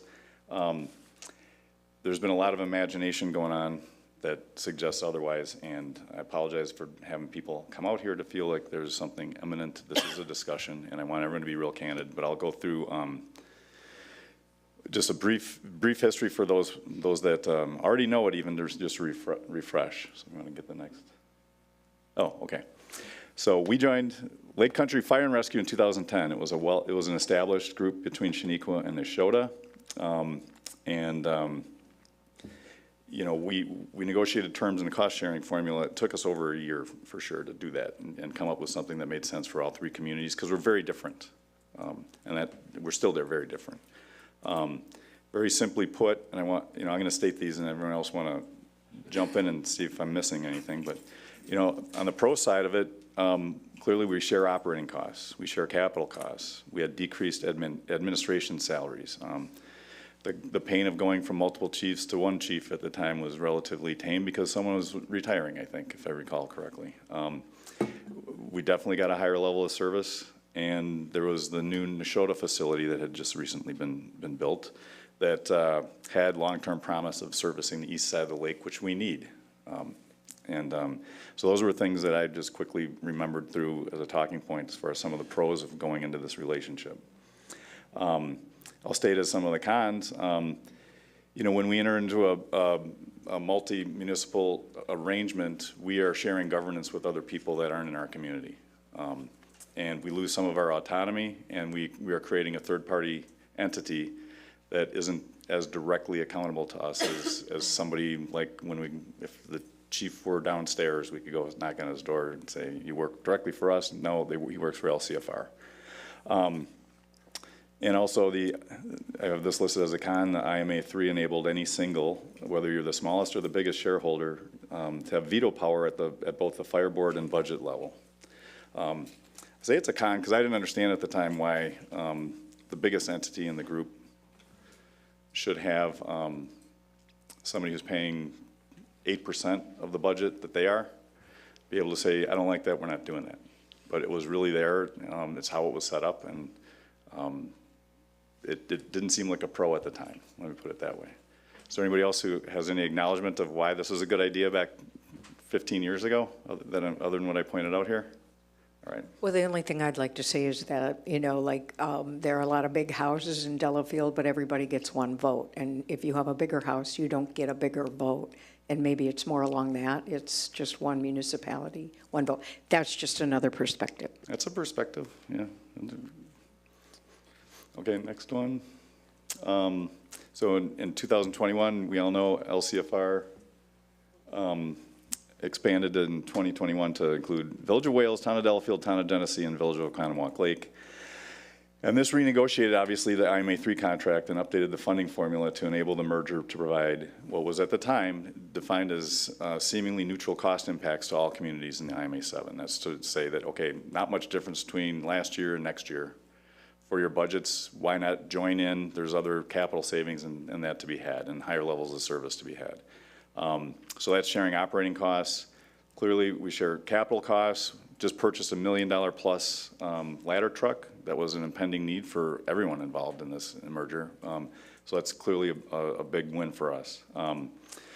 And City of Delafield definitely got a higher level of service. I mean, we've got the Town of Delafield station that's relatively new. And it responds more quickly to the east side of the lake than we could prior to that. Because the Neshota station turned into a training facility, never really was more than, responded to or had people there for like a short number of hours, a couple at a time occasionally. So it was not a full-time fire station to serve the east side, but Town of Delafield does and has been for the last several years. And also, clearly a larger department creates more rungs in the ladder, more career opportunities for people. employment growth opportunities, and that's attractive for new recruits.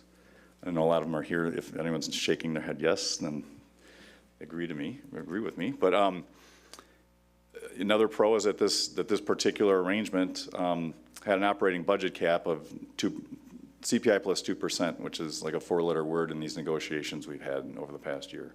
But that's kind of a protection that was put in there to prevent budgets that were kind of unforeseen or unpredicted or out of control, and that's something to make the future more predictable. And on a pro, I'm listed as a pro now because we ended up being the ones who are accused of taking advantage of this. The IMA 7 maintained any single, smallest to largest shareholder veto power at both the fire board and budget level still. Like I said, initially I thought this would be something that would be a tool to protect the little guys. It's been something that, to a lot of people's dislike, the city of Delafield's leveraged it to help make things make sense and control the future in the past couple of years. I'd say a negative of this is that we have more partners. Again, we're spreading governance over more entities. Our fire board comprises of 14 people. That's apparently a little unusual we've looked at other boards, but again, and also a con is the funding formula included a fixed formula portion. This is all rehashed for people, but it's a fixed formula portion that it tied 65% of the budget to a static percentage, regardless of what the future might bring, whether that's in call mix, population, home dollars, labor, et cetera. And so this is where we kind of get hung up, and this is why the city was an advocate for changing this piece of the formula, because clearly the employment situation that changed in a way that we couldn't respond to with a budget cap, and then was well, here we go. Shortly after the formation of, go to the next one. So shortly after the formation of IMA 7, the impacts of both COVID and the ongoing trend of fewer part-time staff in the workplace accelerated the need for full-time employees to keep stations minimally staffed. That's just a fact. And during the spring of 2022, the chief and fire board created a staffing plan that would migrate our department, LCFR, from having approximately 50% part-time to 100% full-time over the course of a few years. And that plan was scheduled to be enacted over a 4-year period with a cost that it nearly tripled the budget. It's about 2.7 or 2.8x. But despite the dramatic changes, well, 6 of our partners thought it was reasonable not to adapt the formula to the changing times, and that's where we've kind of been segregated from our partners as far as that position goes, because it has a disparate impact on our community. It's a couple of the facts involved there. We've got the lowest household median income of all of our 7 partners. We're like 3rd in geographic size, or 4th in geographic size. We're 2nd or 3rd in population. We're 2nd in property value, yet at the time, right now we're paying 41% of the bill.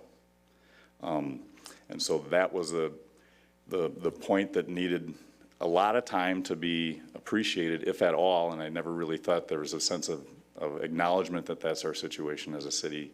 During this past year, I've been in negotiation with our partners. But in response to this at the time, this new hiring plan, City of Delafield and the town, we both went to referendum.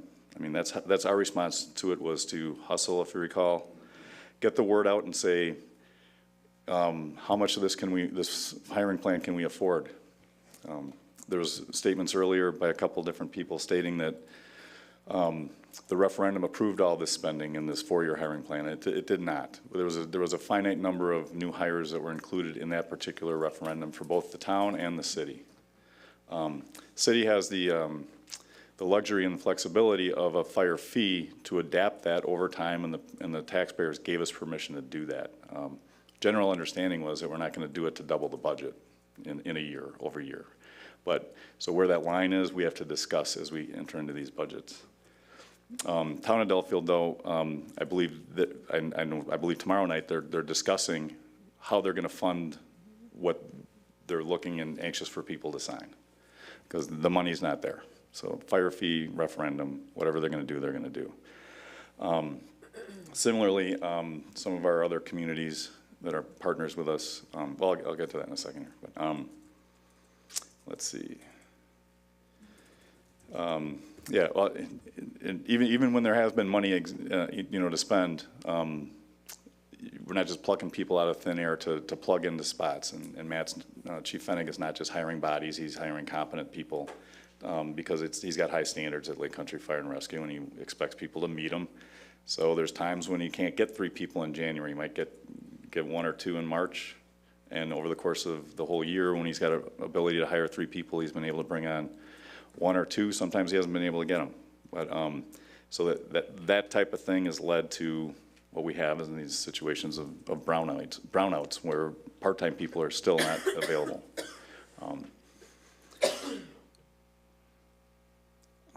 Let's see here.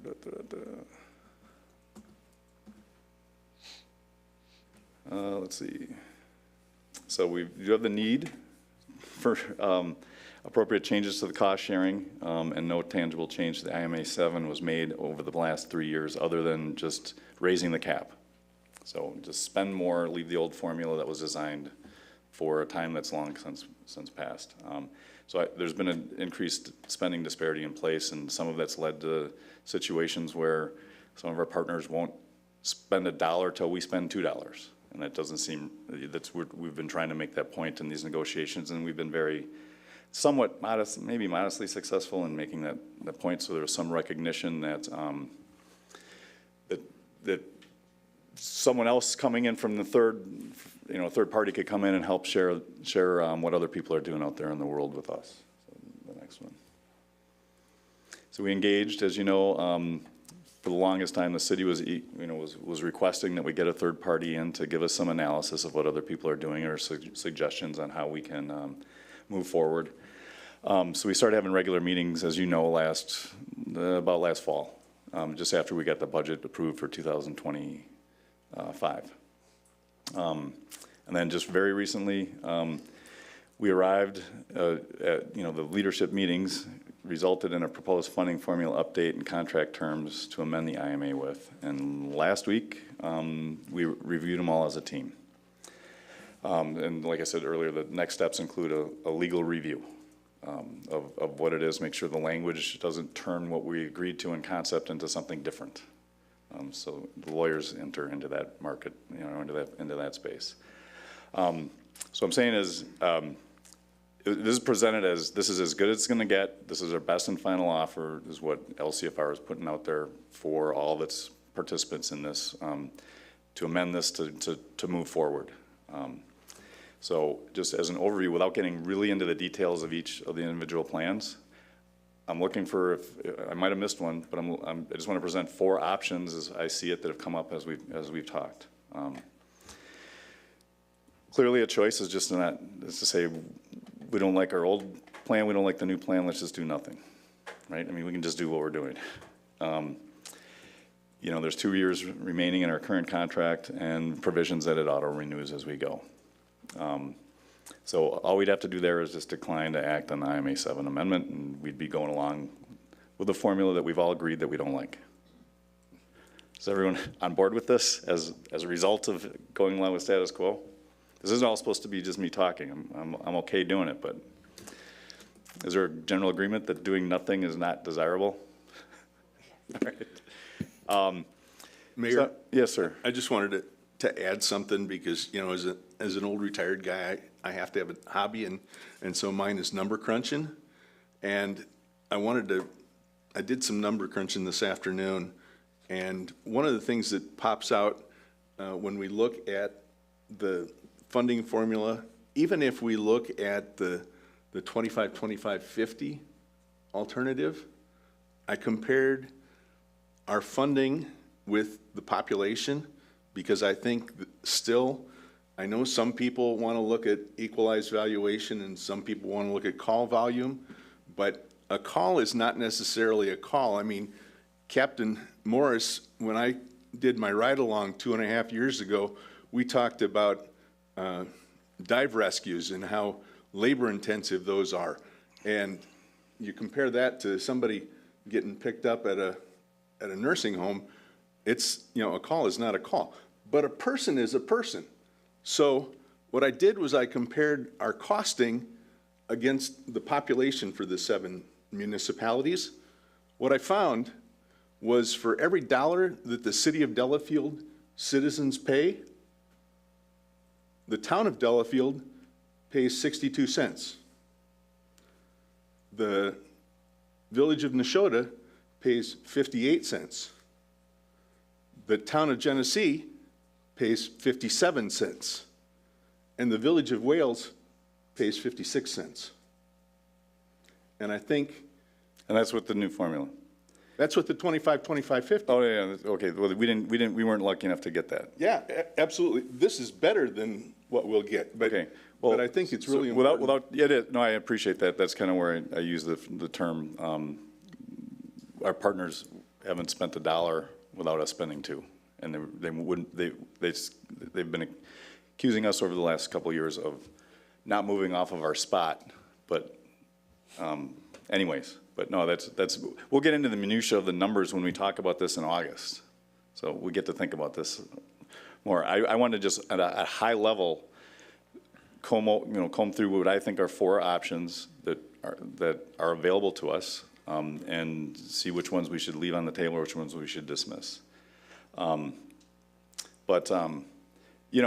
I'll make a general statement that, because one of our partners has a new town chair that just got elected that says a deal's a deal. He wants to stay status quo, and he knows he believes he's going to get outvoted by his own board.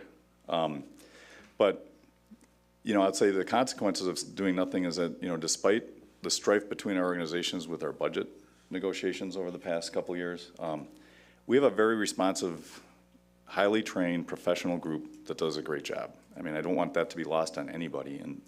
And another one is that brownout. If we don't do anything, brownouts are destined to remain a reality indefinitely. But there's also mutual aid. You have to, you rely on your partners. How much do we want to do that? How much of that is good? Does that affect response times? Absolutely, it does. Response times are leveling off a little bit, but we're not where we were, and we're not where we need to be. When we're at 10, 11, sometimes 12-minute response time, that's not something to hang our hat on, and our citizens deserve better, and I acknowledge that. Other consequences that right now we're at a point in our contract where at any given moment, we can give notice and we're gone, and we can make a transition plan out in 2 years if we're determined that we don't belong here, aren't wanted anymore, or have something better. So that's something that's a contract term that stays open. Another consequence is clearly most of our partners would be displeased, I believe, even though they treat Tom and I differently sometimes in our discussions. But we would maintain existing controls in our budget growth as well. So those are consequences of if we stayed where we are. It hasn't been a pleasant couple of years. Any comments on? Well, we can go through all of them, and then we can decide if we want to kill any of these, right? Our second choice: amend the IMA. Amend the IMA we have. It'll anchor our existing relationship for another 5 to 7 years with our current partners. So our action there would be wait for it to come from the attorneys. Like I said, we may have it in time for our 3rd week of August meeting and be on the table for us likely by then. The consequences are it does commit the city to I've been in this situation before other than this building referendum. But we're committing to, this is a contract saying that we are going to spend between $12 and $15 million in the next 4 years. Next 5 years. One consequence is, even though Dirk, you kind of disputed how great it is a favorable change in the funding formula. It went from horrible to better. The 60-20-20 percentage, I've used the word egregious in our negotiation with our partners, and that's kind of lost on them. And it's the 50-25-25 formula percentage was the most extreme, heavy weighted proposal that was introduced by this Wisconsin policy formula, but wasn't good enough, It wasn't punitive enough on call volume, and it didn't have the right numbers for everybody's liking, so it got pushed to 60%. And, you know, one thing, yeah, whatever, there's a different consequence to it. I think it creates a pretty large obstacle for other communities like us to merge with us in the future. If you've got any kind of mix of elderly housing with high call volume, you're gonna get sticker shock. This is a barrier of entry for people like Heartland and some of our other neighbors. Let's see, again, you know, the cuts as far as versus staying put with our current deal, we get savings in both operating and capital budgets, and it occurs over a 2-year cut-in. So our change goes from about 41% to about 36.5, 36.7, somewhere in there.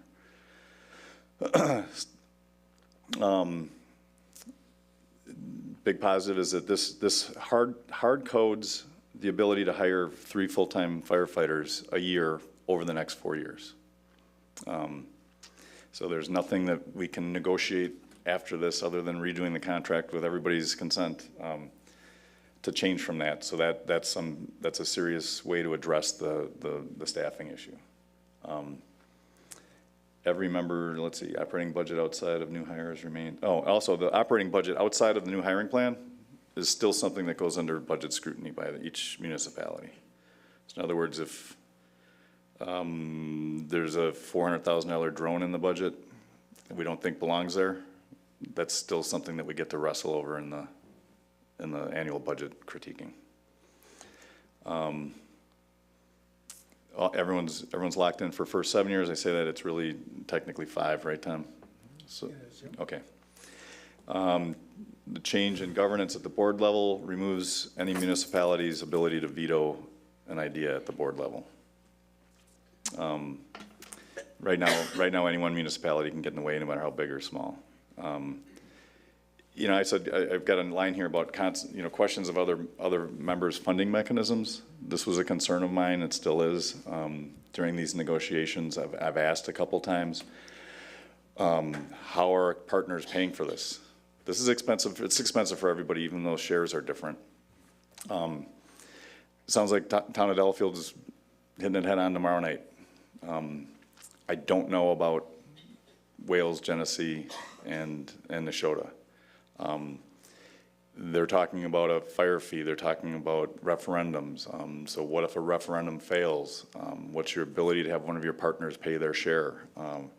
So I injected the idea that perhaps after 2 years we should do a reality check on whether or not people are suffering, if they have to lay off public works people to pay the fire contract they've got, or whatever budget situation it might create for them. It was dismissed rather quickly and out of hand. One of the quotes from the Wales representative was that we've got such a good deal now, we shouldn't be moving at all off of our existing contract. Why would we do that? That seemed to go over fine with everybody but me and Tom. That's okay. Let's see. So again, I don't know how Neshota's paying for it. I don't know. You know, I know that they'd be in jeopardy of losing their. If you got to move right now.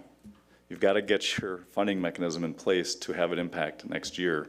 And we all knew when we did our fire fee, it was an all-out sprint to get it enacted. We started earlier than this. Yeah, we started earlier than this. So I don't know what our partners are doing. That's just a concern.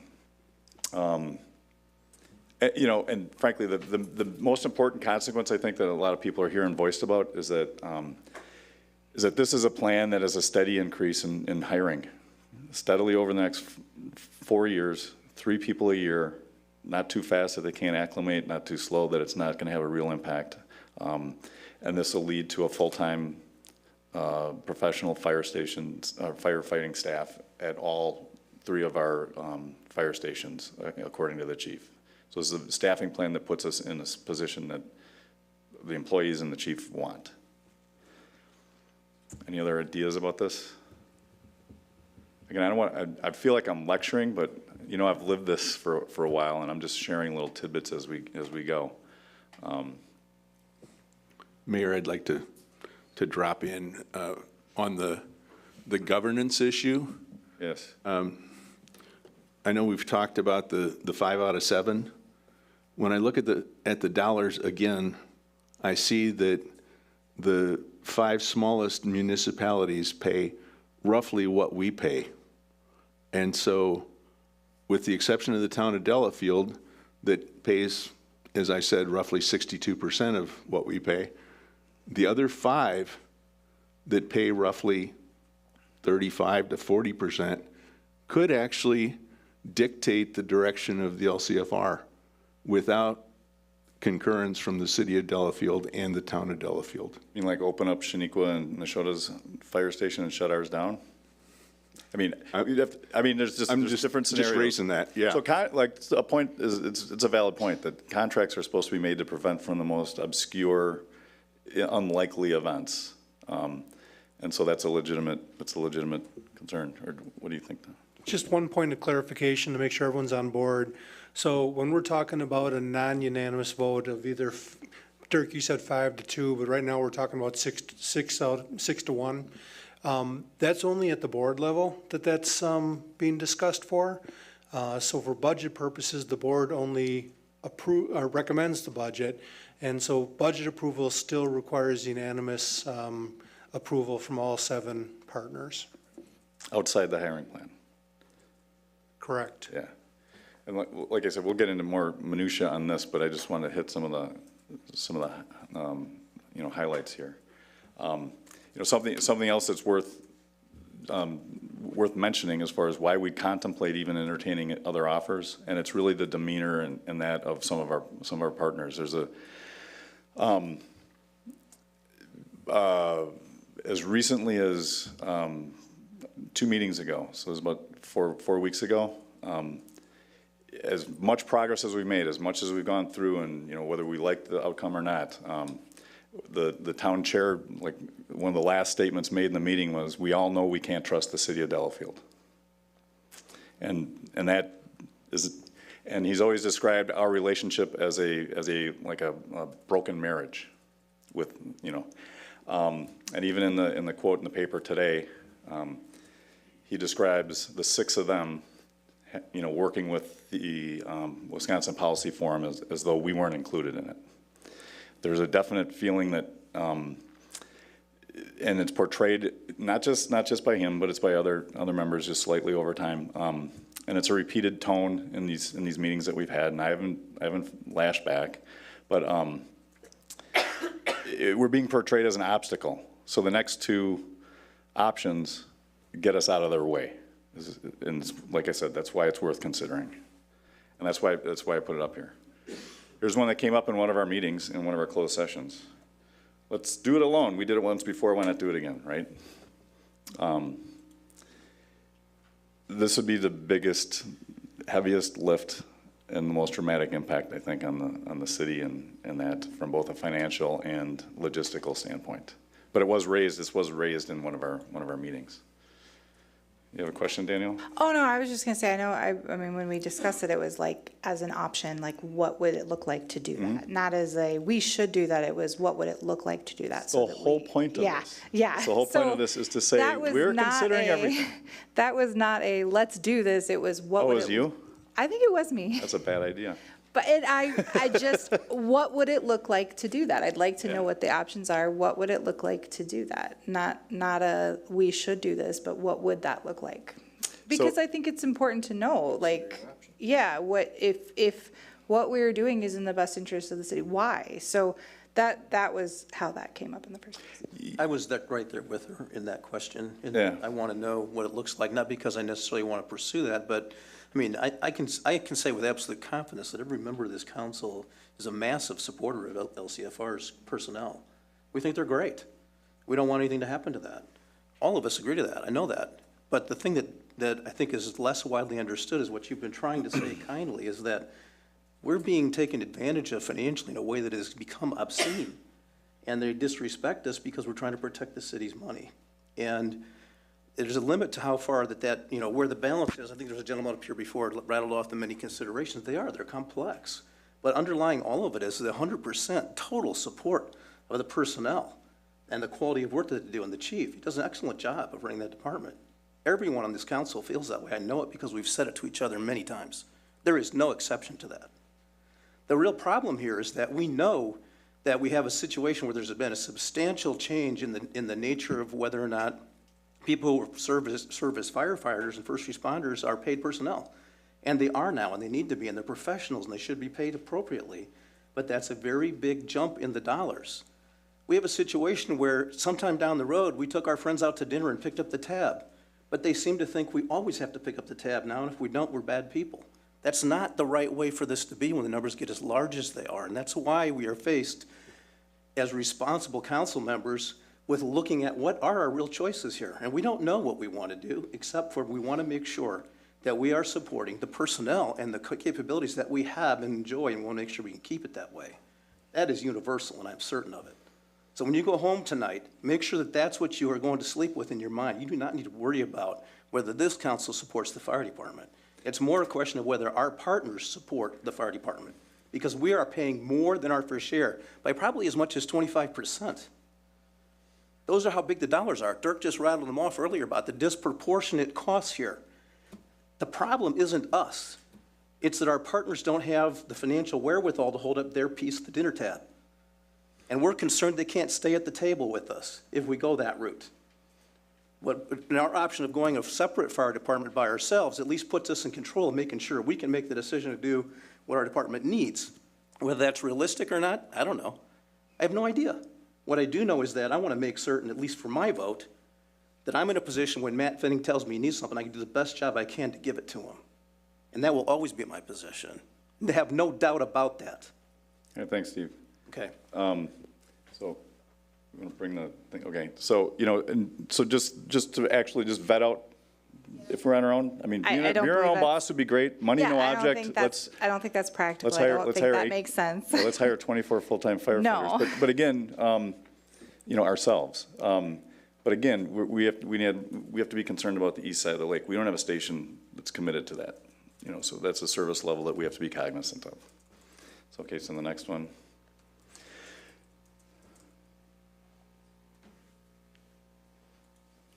And so this was apparently the one that's newsworthy.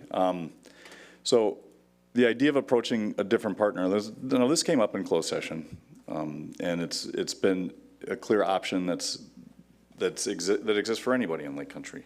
But I really had this on the back burner for even consideration going into the conversations that we had with our partners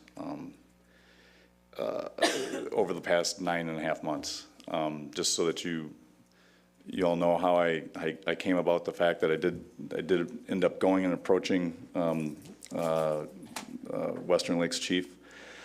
I asked Tom to just feel it out a couple months ago, just to say, hey, if things just go sideways, because we weren't really close to an agreement on anything. So just see if that's even a viable option. Like, would they have us? We're horrible people, apparently. Would they have us? It's kind of how to breach the subject. And so from there, it just sat. But when the comment I made about not being able to be trusted, we picked up the phone and met with them 2 days later. I don't want to be in a partnership where we're not wanted or we're not trusted. It doesn't work. And so we need to do something to fix that between now and the end of the year.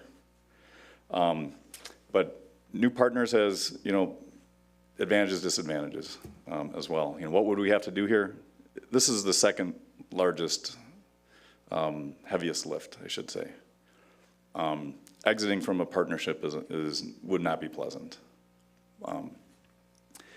You'd be migrating. I don't know how the staff would even interact, right? We're going. Well, the next day, you don't just flip a light switch and have this happen, but it'd be a 2-year transition period, but in the meantime, what we'd have to do to put it in motion is just simply ask for a proposal.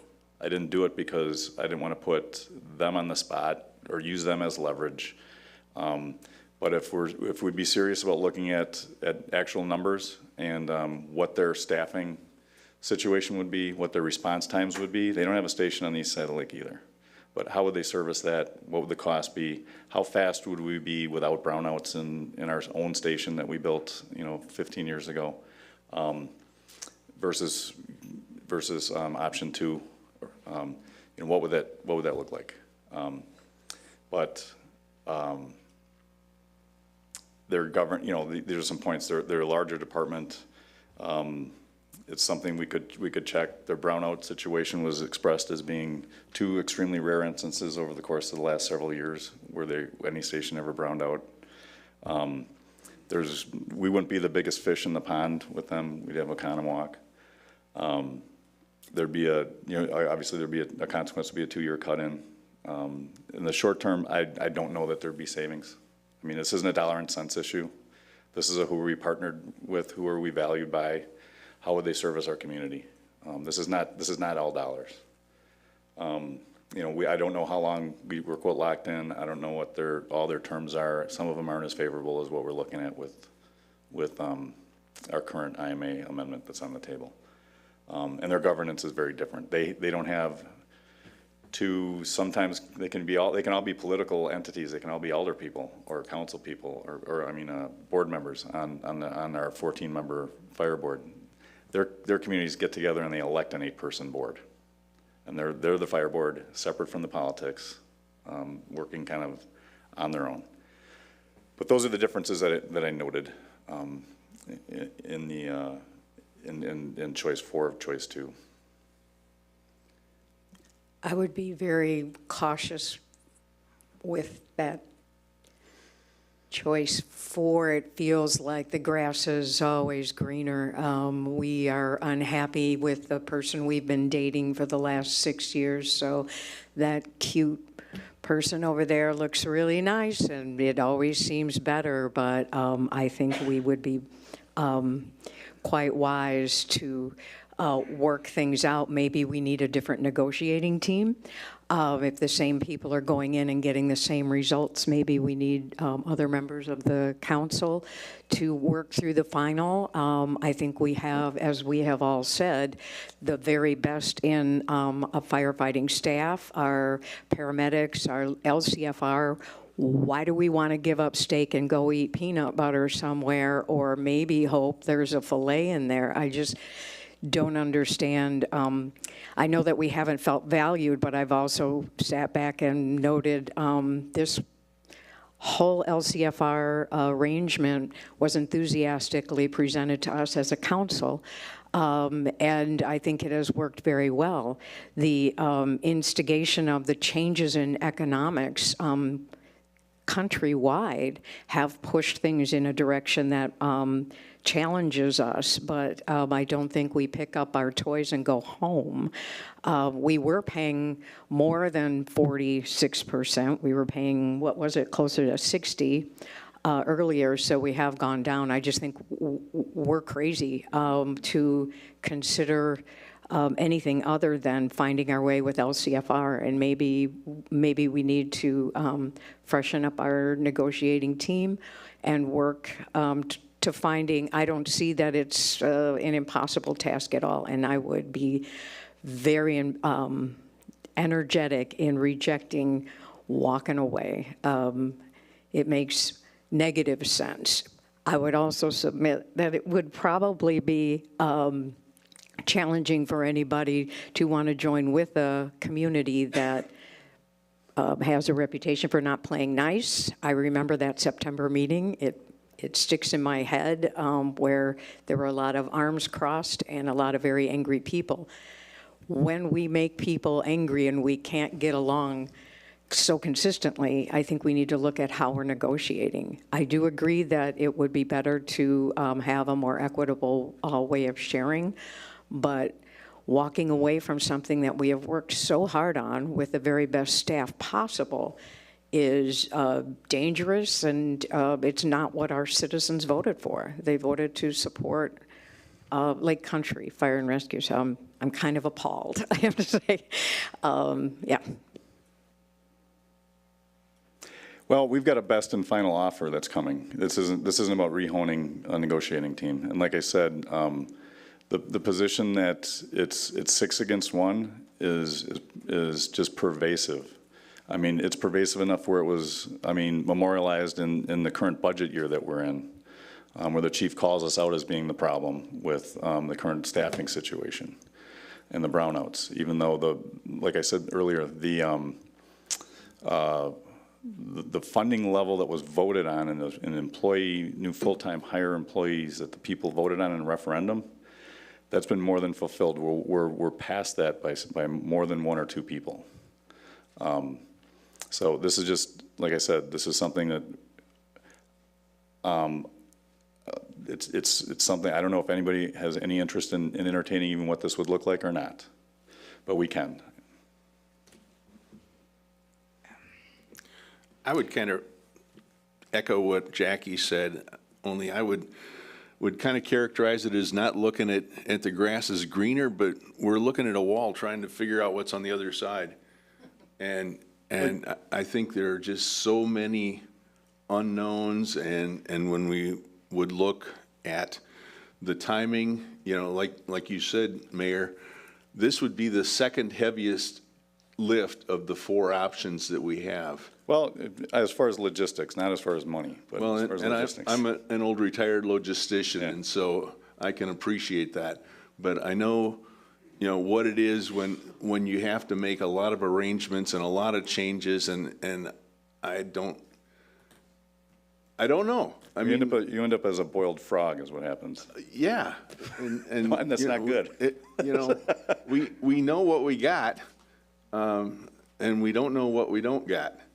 So I would advocate, you know, going with the IMA 7 and making the best. And you're comparing what against what? I'm comparing LCFR against Western Lakes. You know, there's so many questions, you know, there's so many details to be ferreted out if we were to look at the Western Lakes, and I think we're better off sticking with what we have, such as it is. I mean, it's not perfect, and I suspect Western Lakes wouldn't be perfect either. I think our first preference obviously would be a fair agreement with our existing partners. We're not there yet. And if we can't get there, then we have a responsibility to explore all our options before making any decision. I think we all want the same result. The 7 communities want an adequately staffed fire department, and the chief needs 20-plus full-time firefighters. I believe them. Nobody here is saying that we don't want to give it to them. And I'm appalled when people say we don't support Lake Country Fire and Rescue, because we do. The whole community approved a referendum, and we significantly increased our contribution. I'm not comfortable with some of the proposals. We're putting too much emphasis on call volume because it's a convenient statistic that makes it look like we should pay more. Regardless of our call volume, the chief needs 20-plus new full-time firefighters. So it doesn't really have an impact on that. So I think that's being put out there as a distraction, and I get appalled with that too.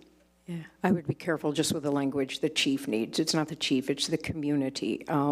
We're here to make sure that all our firefighters are, have enough people to perform their tasks. So I'm a picky person when it comes to language, and I love logistician. It's a good word. Good. Good. Yeah, Tim, one of the biggest concerns I have is that we're the only city in our group that is basically fully funded for what we're spending. Seems like other groups are getting close to it or haven't addressed it at all. I don't think it's an issue for Shaniqua and Village of Oconomowoc Lake, just as a cursory opinion on that one. But yeah, the other ones have to. I agree with you. And that could be an issue down the road if they can't pass a referendum or they can't get an adequate fire fee. What happens then? Well, the response, when I suggested that perhaps we should have a review after 2 years into this 4-year hiring plan as to whether or not we should have a majority vote, just a simple majority vote to reaffirm the fact that we're continuing the hiring plan, just as a safety catch in case there's financial strife with one or more of our partners, or there's complete political fallout from some communities that aren't on board. The response was basically, well, you can trust us, we'll do the right thing. Actually, it was more, to be exact, it was have faith. So we can't be trusted, but we're being asked to have faith is what, it's almost, if I wasn't participating in some of these meetings and how the tone's been projected to the city, I'd think it was funny, but it's not. And so, like I said,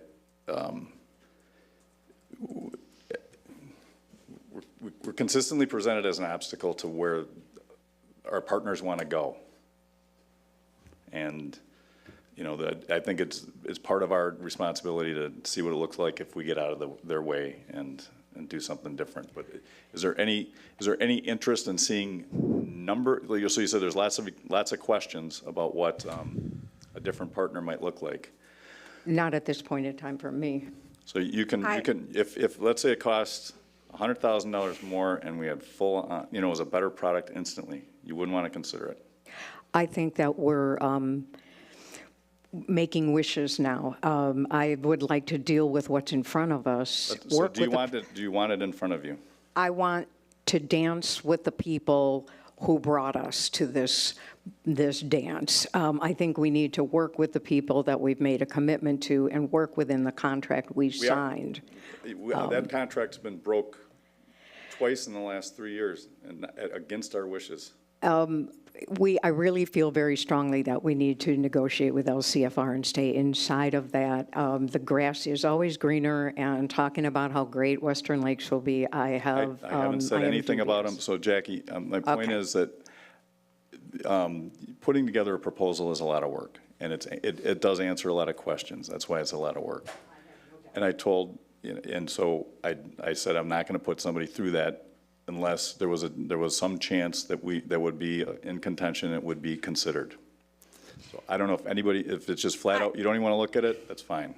No, I think that knowing our options is important. I think that is important for us to have options, because the first year and a half we were dealing with this, I can't even tell you how many times I heard, oh, just in good faith, agree with that. First year that we agreed to the terms that we did, it was in good faith, and next year it'll be better. And it wasn't. It was a lot worse the second year, because it was dragged through social media, it was dragged through the media, and we were villainized as a city, blocking things from moving forward. The referendum that went forward, the number that we came up with was the number that we decided if everybody agreed to do their fair share would fully fund the ask.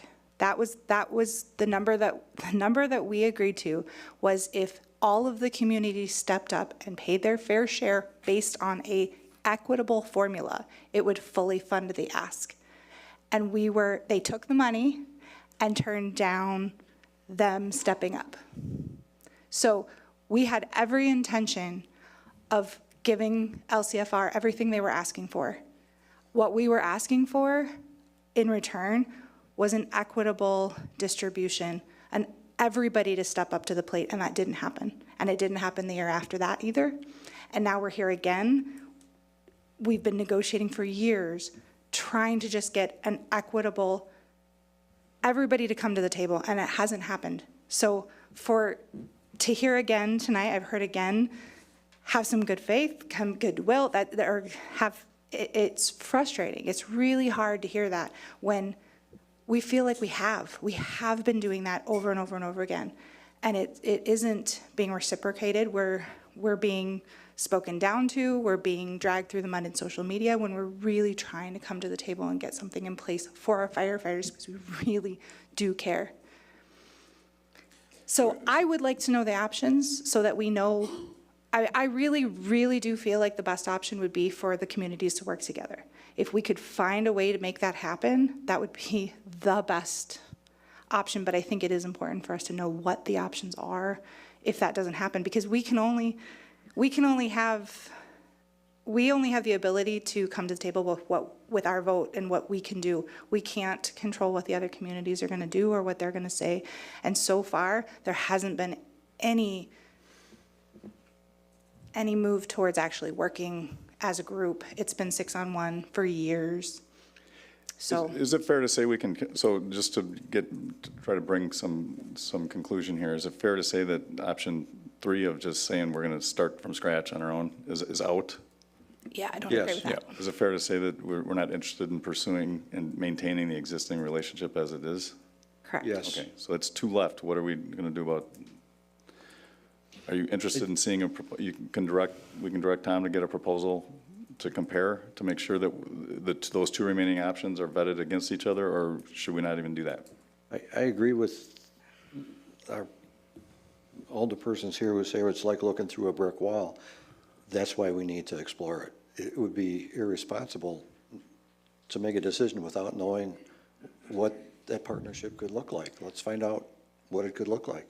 Yeah, I'm not hoping that we move. I would love to make things work, but we don't have the control over that without saying we're gonna overfund or we're gonna subsidize the other communities. And I'm just not prepared, or lose our ability to, there were a lot of things in there. When we were talking, there were a lot of factors that we said, this is not something that these few points are non-negotiable, and so far, those things haven't. There's a couple that are better. So I didn't get into the minutia, but there's some things that were slightly altered, but not the funding. Well, if it comes down to it that it's a plan that works for us, then it should be an easy vote. That it should be, if it's a deal that works for everybody, then that should be an easy thing to approve.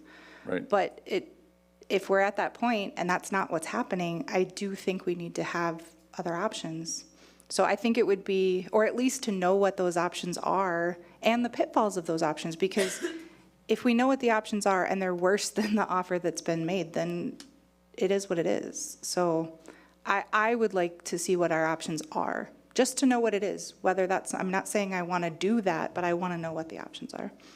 I would say that similarly, I agree with Alderman Schaefer and his comment that it's irresponsible not to look, because we don't have an agreement right now that makes any sense for us. And until we have one, we still need to find a solution for our fire support and to get the answers that we need that our community wants to have. We have the capabilities to do whatever we have to do here. But I think what we'd rather do is stay in the marriage we've had. It's just a broken marriage right now. It really isn't working. They're saying it louder than we are. And they're abusing our reputations unfairly, and it tells us that they probably don't really like the arrangement being with us in the first place. So we need to look at alternatives in case we can't get it to work. If we don't have an alternative, we just sit here not solving the problem. So I think we are compelled to at least look so we have another way to go if we can't get this thing resolved. As much as I'd like to say it, I don't want to have to change to a different arrangement, but if we can't get this one to work, what else are we going to do? We have to have a choice. Meantime, we're still pursuing an appropriate agreement with our current partners. We're not abandoning that. That's still I think that's still our first choice, if we can get there. So if I were to ask, would we be willing to allocate money to, as a consulting fee for the time that would be going to be invested into putting a proposal together? I don't think it'd be an outlandish amount of money, but just. Yes, I would say yes. Yeah, I feel that way too. I think one of the issues we have here, if we were a standalone unit right now, like we were years ago with our own fire department, then we could think, discuss joining somebody else's group, because we've already got a building and people that are our people. Right now, we're part of another group. So if we would think about going with some other group, we have a building, but we don't technically have people. So there's a big gray area, what happens to staffing? Who leaves, who stays, who comes? I mean, that would be, I think, just a question I wouldn't want to have, because it may not even come together. But we think it's going to happen, and when you put money on the table or whatever, and then we find, okay, we put this plan in motion, it doesn't come in motion, because now we don't have firefighters. Maybe we do, maybe we don't. Because right now, all the firefighters are part of the bigger group. So I think it's really difficult to talk about taking a large group and taking one part of them out and then putting it back into another one, because they really don't mix. I haven't seen anybody else do that. And maybe somebody has, and you know how that works. It's certainly happened. I don't know, I can't point at one, but I bet we could find a case study. Probably, but so, that's. So in order to keep option 4 on the table, we need a motion to solicit a proposal from Western Lakes. I will move to solicit a proposal from Western Lakes. Second. Any more discussion? All those in favor say aye. Aye. Opposed, say nay. Nay, I think it's a big mistake. Who said aye? I said aye. I'd just like to remind us, we agreed Okay. to this arrangement motion in passes. 2020. It's 5 years. Okay. Any other discussion on this topic? Yeah, I'd just like to chime in and Who had a say, second Who had on the this? second on it?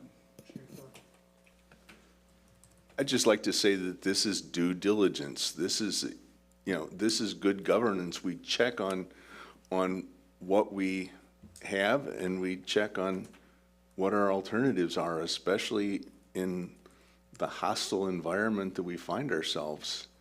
And to just say, we've always gone with LCFR, and we have never been happy because we're paying twice our fair share, and we just shrug, we're not supporting our constituents. If we find out we go to Western Lakes and we don't like what they have to say, then we make an informed decision. All right. All right, motion's been passed, and I guess it's a decent summary, Dirk.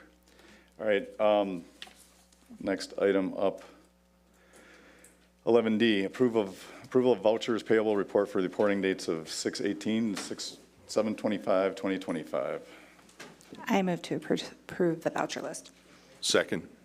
All those in favor say aye. Aye. Opposed, say nay. Abstentions? Okay, we're paying bills. Report of city officials. Tom? No report this evening. Molly? Just one update, staffing. If you did not receive the email, the notice, Sarah Driscoll, our admin B, has been promoted to the deputy clerk position. She's been great in that position. We're excited to support her in her growth.